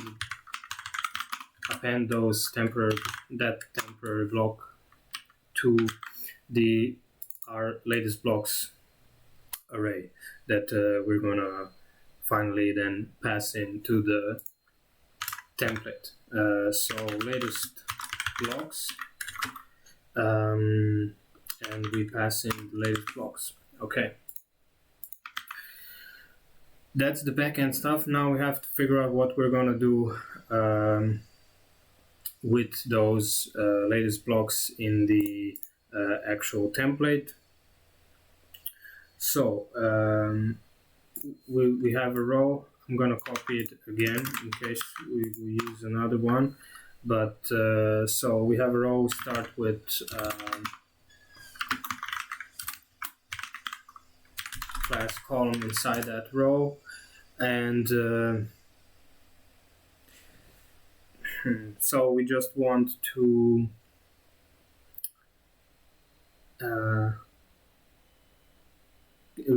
give it a title, I guess. So just like we gave the current Epoch a title. Where is that? No, this is the page heading.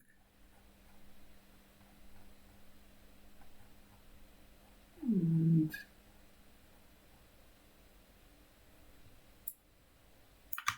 yeah, so above that row we can say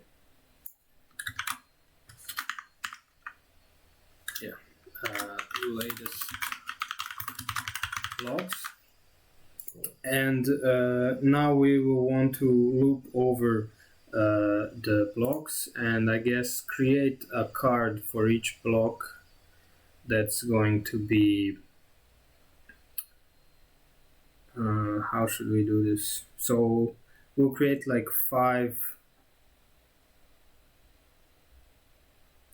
No, we'll create one card that holds all the blocks, and then for each block we'll create a div, like a container for the block, and we'll put information in there. Yeah, I guess that sounds good. Right, so instead of this, I'll just make a card in here.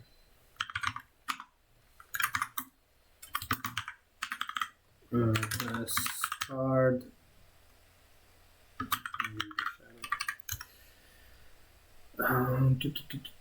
So that's gonna be the card that holds all the blocks, and inside that card we'll have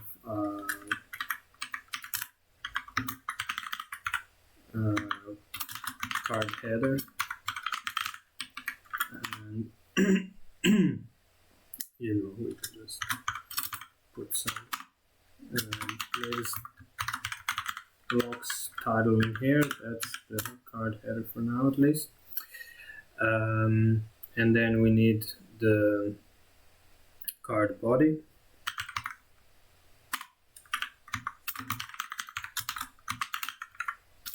Card body. And so inside the body, what's the best way to do it? I guess we add a row and make that card body full container, add a row, and then populate the row with the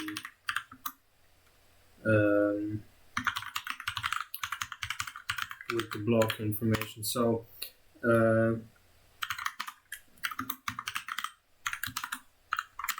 div of a class row here, and we can also do, so it's gonna look like a row of blocks. We can also do justify content between, probably, and align items center.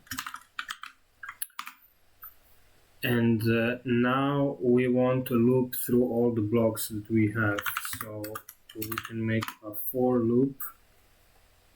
So for block in, what did we get? Latest blocks, but reversed. Okay, so from left to right, we go from the oldest to the newest.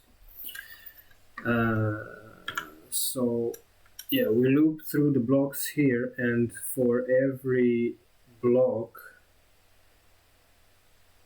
we want to make a column,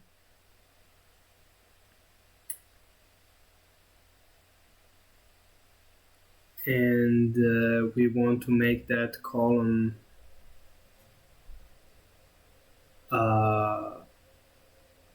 flex container that's gonna hold all the information. I think that will work.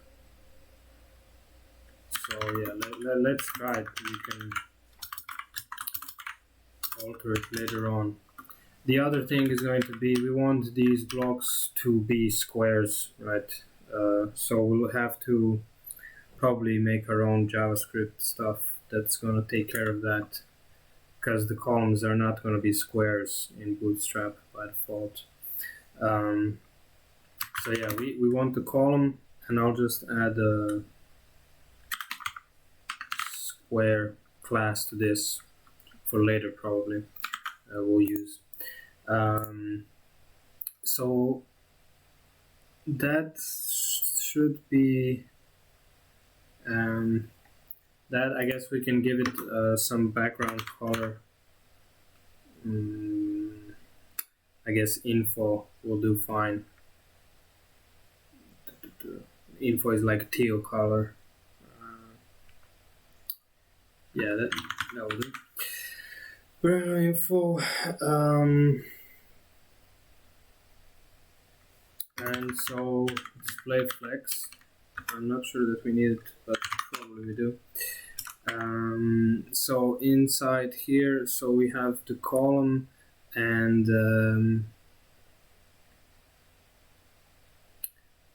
we don't want a div actually. We have the div. So now we want an unordered list, I guess. So a list of items that we're going to display. So li, how many things are we going to display? Probably like something like 4. Can add some classes to them. So class is going to be white text.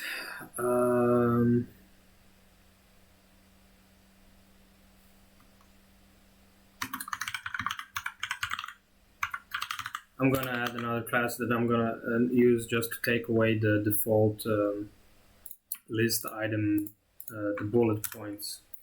So in each of these, we're gonna put something from our latest blocks array.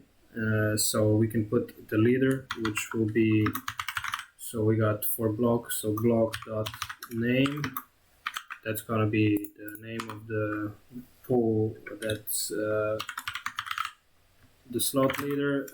Ticker is going to be block.ticker. Then timestamp, or just time, is going to be block.time. And what else? The block number we have block number, yeah, call block number. It is going to be block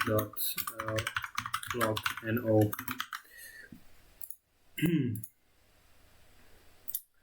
So let's just see what that does for us, and then we'll see what do we need to do. Okay, so we got some error.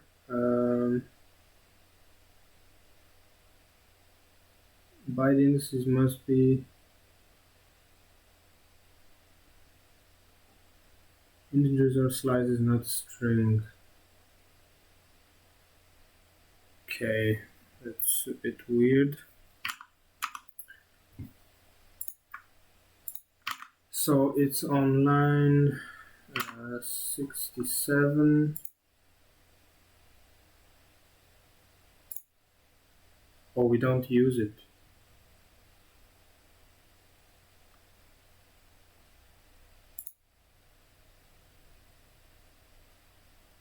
Oh, we didn't. So this is actually throwing the error, but we did this wrong anyway because we need to specify time here. But that shouldn't. It shouldn't fix it because this thing is throwing the error. So string parse time.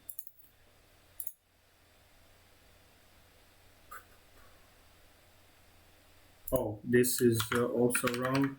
Df string. Yeah, maybe that's where the error is coming from. So we didn't wrap the variable in curly braces. No, it's still this thing. Yeah, so it's saying we can't reference this. Oh, right, we have to do it with the dots or not. Why?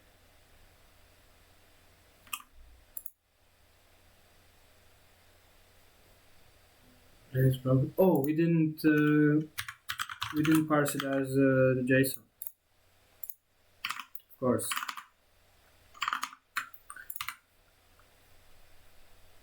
I think that should be fine now. Key error hash. We don't have the key hash, but we have the key block hash. So we need to say block hash here. Let's see now.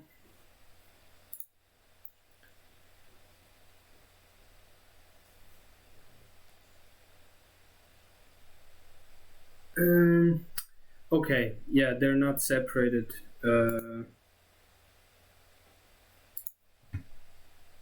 So the data is fine, but the columns are not separated. We need some margin between them, and we also need to make them nice little squares. So so each of these little boxes should have a margin. Let's say margin 2. See what that looks like, and we need to take off the bullet points.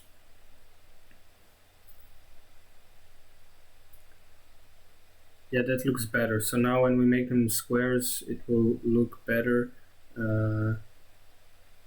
But yeah, we also need to align these things better. So for each block we create the column, the square. So we can add the justify content center here, and I think we should add another div to wrap the unordered list in there, and we're gonna set it to be a class display flex.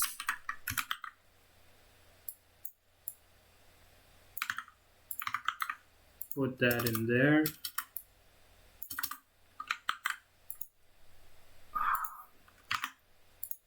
Let's see what it looks like now. Is it centered nicely? Yeah, that looks better now.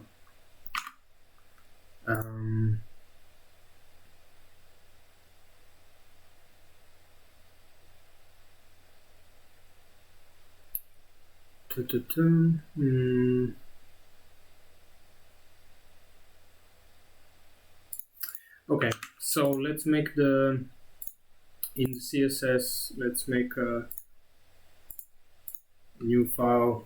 I call it our custom node CSS, and so here we just want to take this block list item and set the list style to none, and we just need to load that CSS file. So static CSS, and we call it custom.css style sheet. Okay, that should take care of that.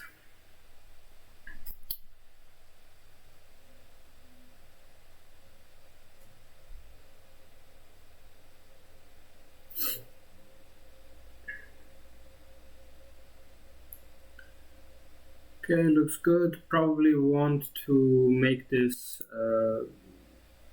centered better. So that should be the text align property, I'm guessing. And yeah, we need to make it a box. So let's do those two. So yeah, align the text center, and we want to make it a box. So probably the easiest way to do that is to use some JavaScript, and rather than trying to do it with HTML CSS, I think that's a pain. So we just select all the blocks which we identified with the square class. Does Bootstrap have a square class? I hope not. Maybe we should. Let's make it block square, so it's just to make sure it's a unique class. And then query document dot query selector, select all the elements with the class of block square, and then we loop over them, and for each one we set some values for the max width and min width, and always set the height to be equal to width, right? That's a square. So we can do blocks dot for each block. We do a function that's then says block dot style. So first we can set the max width and max height to, let's say, we use the template 300 px, and the min width we want is, let's say, 200 px, and the same goes for height. So height and height, that's just the minimum, but what we really want to do is set the block height right now to be equal to the block width, right? So we get a square. So we can say we want the height to be equal to block dot so offset width. That's the offset width is what we care about, and that many pixels we want the height to be. And okay, that's gonna, so when the page loads, that's gonna run, it's gonna create them as boxes. But what when we resize the window, it's gonna get messed up again, probably because the width will be updated but the height won't. So we need to like add an event listener for the resize event, and in that event we want to run some function that's gonna adjust block size.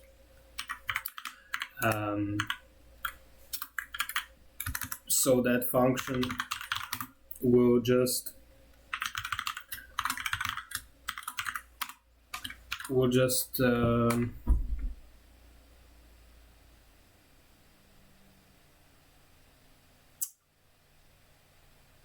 so take it's just gonna, we have the blocks defined here, so this function can access it, and we just want to loop through each of the, this should be blocks for each block. So loop through each block and set the block style height to be equal to the offset width. Then I don't, yeah, we can't use this.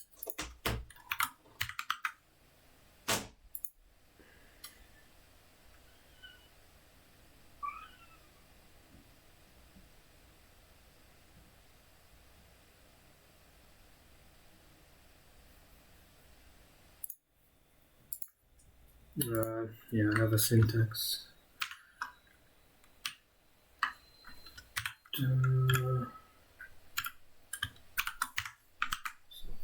Block this. Okay. Oh, I did it here too. Missing brackets. Okay. This looks good now, so we can add that script here.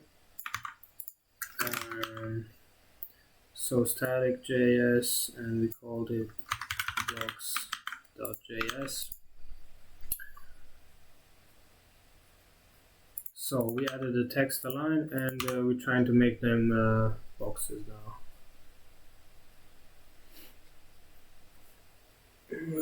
Let's see if that works.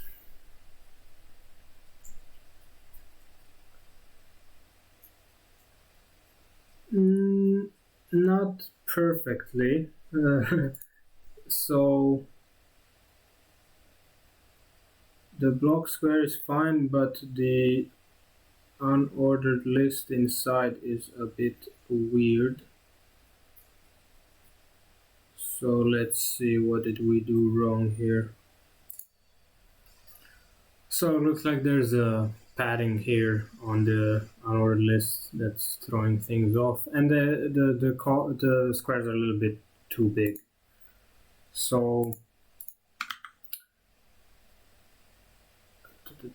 for the unordered list, I guess we can just do some inline styling. So we can set the padding to 2px on all sides, and maybe we need the list style here none as well. Maybe not, but we'll just leave it in. So maybe not 100px, maybe 150 for the minimum.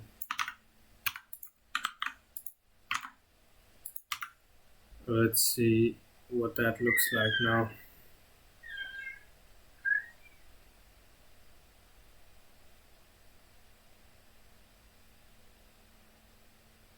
Yeah, better. Still too big though. Oh, the JavaScript didn't load. I have to control F5.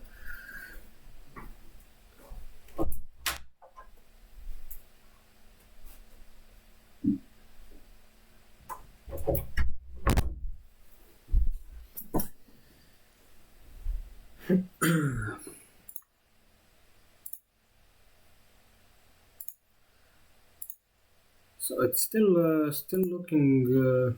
looking big. Oh right, because we is at the left the maximum at 300. So maybe 200 is enough.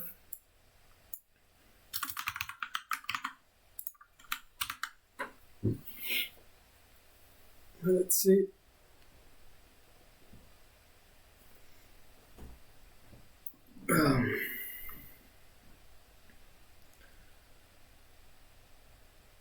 Okay, it's a bit too small, I think. 250. Let's leave it at 250. Okay, and we got some block information, and that's fine, but we need more information, and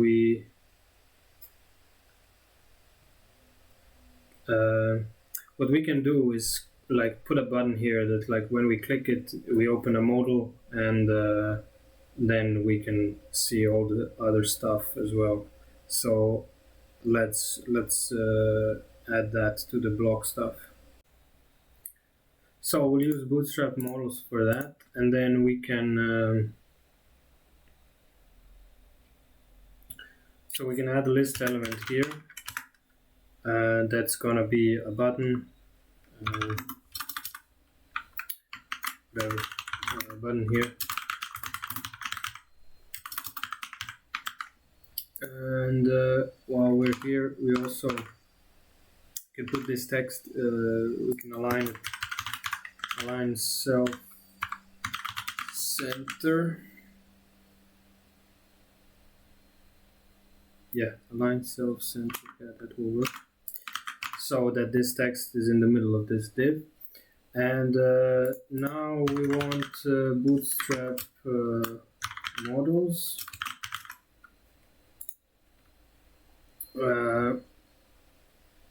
Yeah, these are pretty cool things. So yeah, we can take all of this and copy it in here. So what we'll do here, this is this li is where the button will be, and this is the end of the div, and then yeah, at the end of this, we can put the model. Just indent this way. So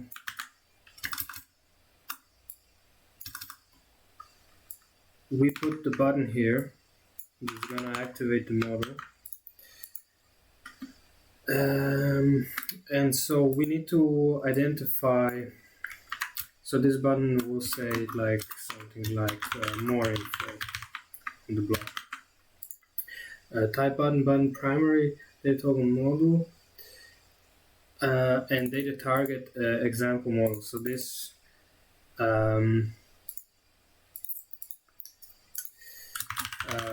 so we need to make sure that each button opens its own model. So we need to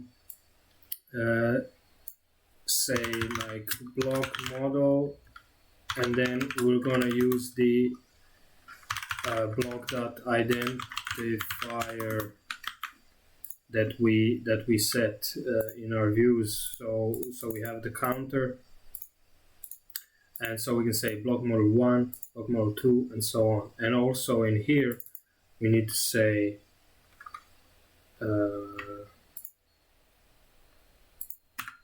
so block model, and then set this model to have the ID of that same block.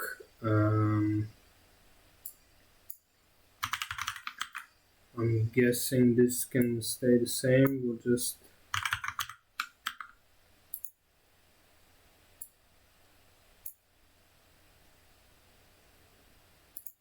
let's add the identifiers here as well, just to make sure.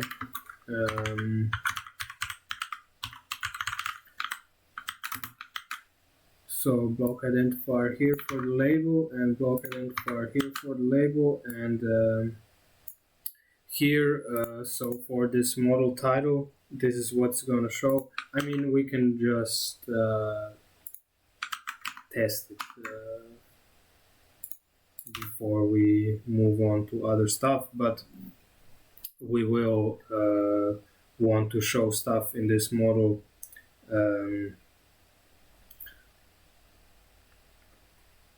we'll have basically more space. Okay, this button not really. Okay, so it works. It shows up the model that will populate now, but this button needs to be in the center, and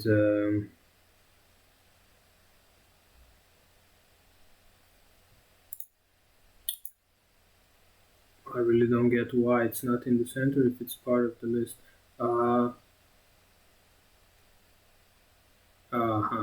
The list needs text align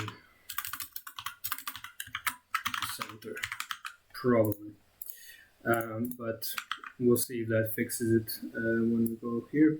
So we can add the title to each model, and we can say like block and the number of the blocks. So like block no. So like we did here, and then in the body, this is where we actually want to show all the information that we can't show in the block because it's too small. So we'll do a Bootstrap list group. I think that's a good way of showing it. And then we have like 1, 2, 3, 4, 5, 6, 7 list elements inside here that we're gonna use to show different data. So all of those will get the class of list group item.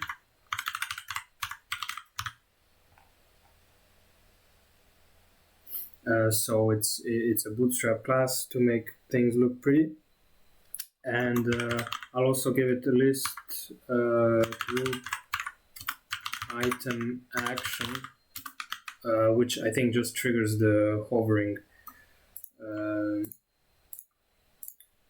So it looks nicer as well. Okay, so what do we want to put in there? So anything that we didn't show on the original block, like size, we don't really have a lot of space on those divs, so this is a nice way of saving space on the website by using these models. We can show the hash, we can show the block size, we can show the block hash. What else? I guess we can show the time again here, just to be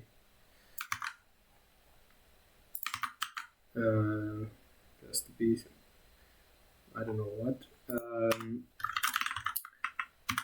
Transactions in the block, so the block .tx count that we had from, was it tx count? Yeah, tx count. What else do we have? We have ticker name, homepage. Yeah, I guess we'll do that. So we can have the leader again.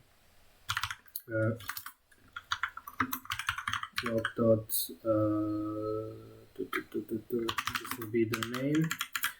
We can have the ticker here, which will be block ticker. And finally, we can do the home page. So instead of just doing the home page, we can have a tag that takes us to that pool's homepage, and we can set target blank so that it opens in a new window, and the text can be pool homepage. So yeah, I think that should be pretty much it. Did we miss anything? Yes, we did, because we didn't open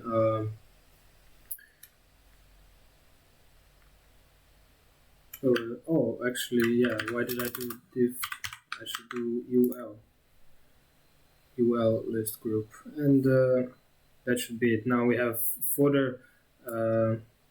We don't need this save changes button, we can just have close, and let's load that again.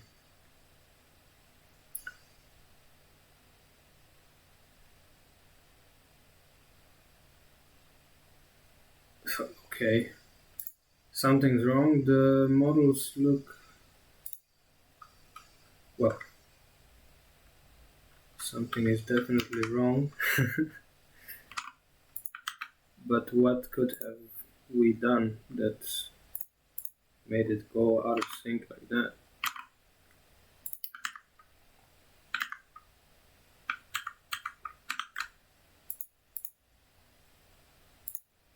Oh, right, we changed this to UL, but we didn't close it, and it was left as div. I think this should fix it then.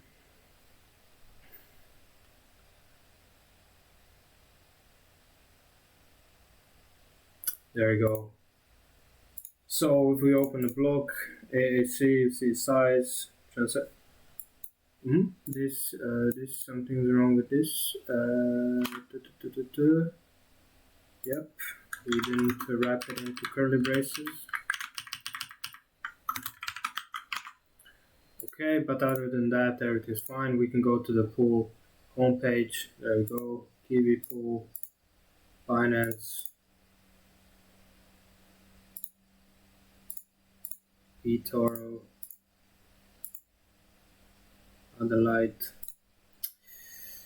and yeah, I think that's it for the latest block stuff. So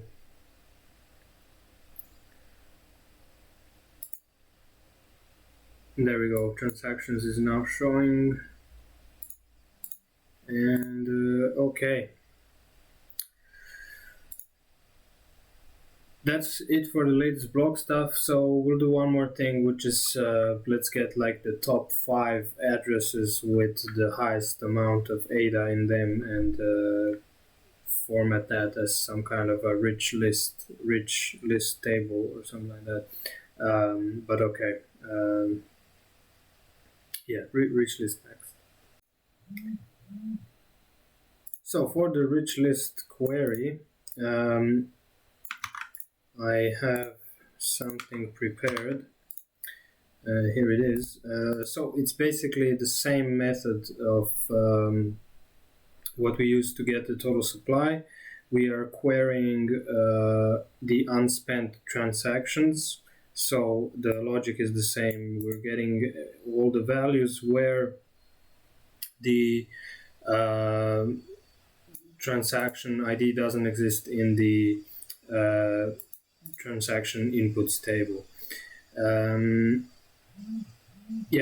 That's it, and we just group it by the address. So we have all the unspent UTXOs under the same address, and we order it by balance, which is this, and we take the 5 addresses which have the most data in them. So yeah, let's put that in the database. We create the view, and if we go to our API and go to Richest wallets, then we'll get some stuff back, and to make sure, we can use the Cardano Explorer to check these addresses to see did we get it right or not. So we get the address and the balance combination, and let's say we take the first one and we put it in, and it's saying 12 1 2 3 1 2 3 1 2 3 no sorry 1 2 3 1 2 3 1 2 so it's 1.2 billion. Okay, and here we have 1 2 3 1 2 3 1 2 3, and I can see already that the numbers are the same. So it's 1.2 billion of ADA in one address, and that's the richest. And then this one is I'm guessing 200 million. This one is 169 million. This one is 100 million. This one is 68 million. And those would be the 5 richest ones. So the back end stuff for handling this again is now richest wallets, and we'll do what do we do? So we'll get the richest wallets view is equal to richest wallets, and richest wallets URL is then equal to the base URL plus richest wallets view, and the richest wallets response is requests.get richest wallets URL, and we just do .json, and I think we can just pass that into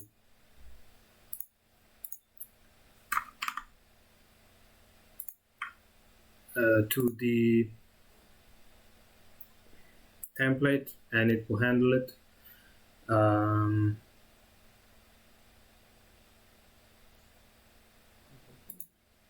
Do we need the 0?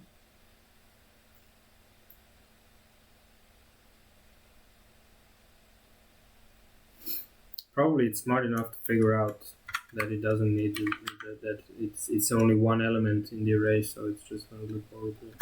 But yeah, I think we don't need it. Anyway, richest wallets.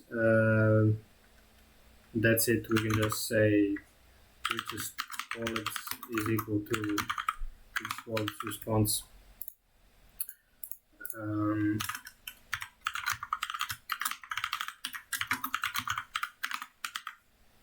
Pass that in, and now for the front end stuff. Let's see what we got here. So we got the row class, right? So we got another row here. I'm gonna copy it over again in case we need more. This is the last thing that I'll be doing for this video now, but just for the future. So I'm just gonna copy this because I know the format is good on it, but I just want to keep the column card. Will I put it into a card? I don't think so. It's better to, well, actually, yeah, I can put the table in the card body. So let's keep the card, keep everything the same like this, card body, but inside the card body we'll have different things. So we remove all of this, and that should be that. Now we get richest wallets or addresses, whatever. Yeah, so we need to, I'm getting tired. We need to make a table here. So the Bootstrap way of making tables is make a div responsive, make a div with a table responsive class, and then inside that div we have the actual table element, which is gonna have the class of table. And to make it look nicer, you can add some stuff like table bordered, table, yeah, let's just do it, like table striped, table bordered, what else, table hover, so if you hover it lights up a little bit. Yeah, that's the table class. Now we need the table head. The table head then will contain one row, which is going to have the columns. So we're defining the columns here. So we'll have 3 of them because we have 2. We have the address and the balance, but we will add the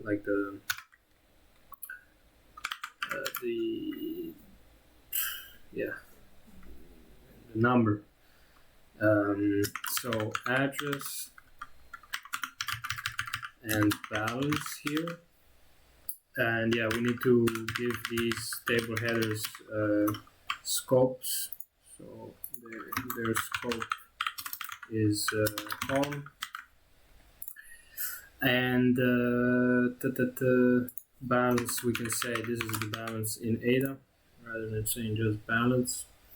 And that's it for the table head. So now we need the table body. And inside the table body is, for each address that we have, we're going to add a row.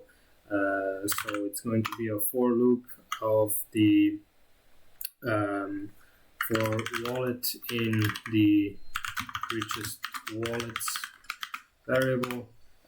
We're going to add a table row, and inside that table row is going to be table data times 3, so 3 columns, 3 table datas.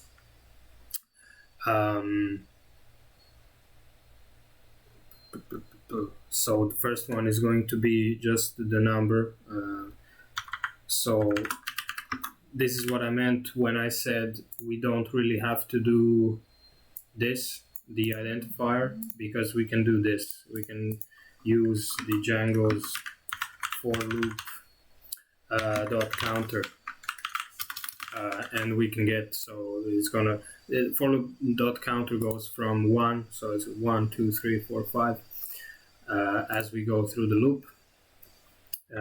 So that, and then the address is going to be wallet.address,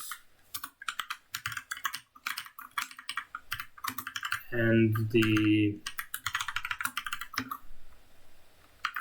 balance is going to be wallet.balance. And we also want to format this. So we didn't format it on the back end.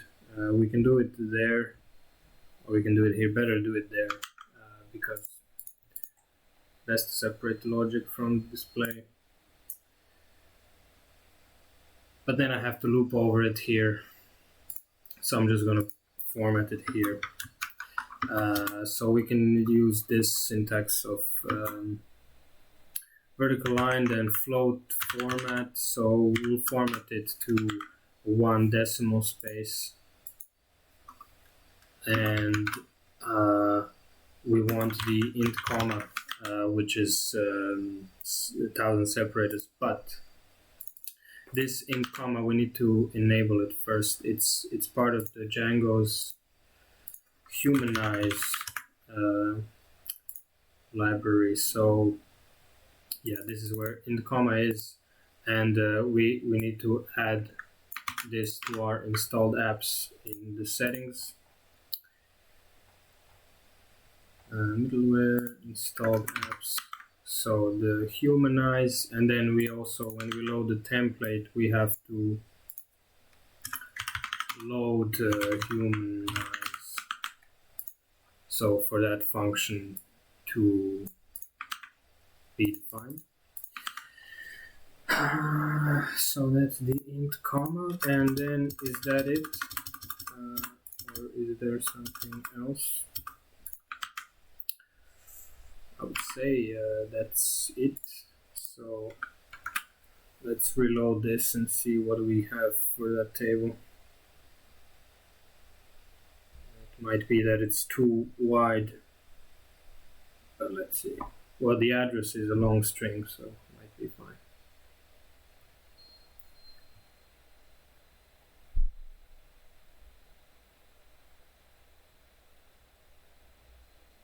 There we go. So richest wallets,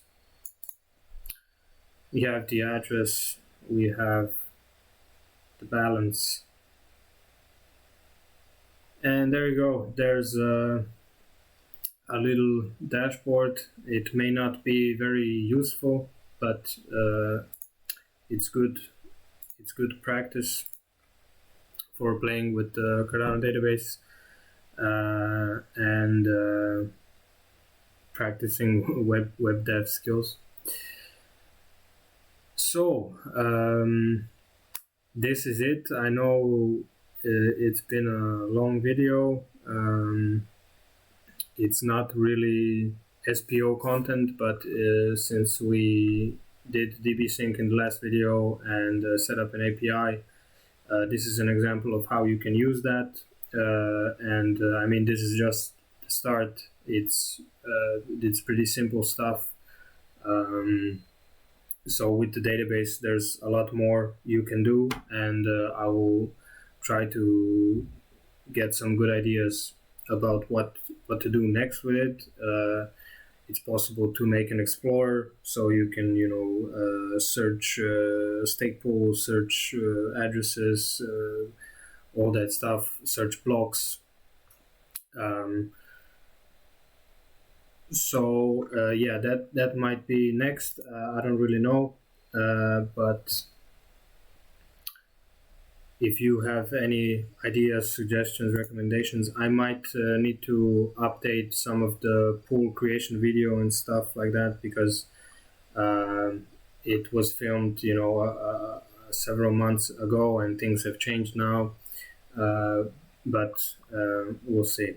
Right now, I would like to expand more on this stuff, but we'll see. So hope you enjoyed it, and see you guys next time.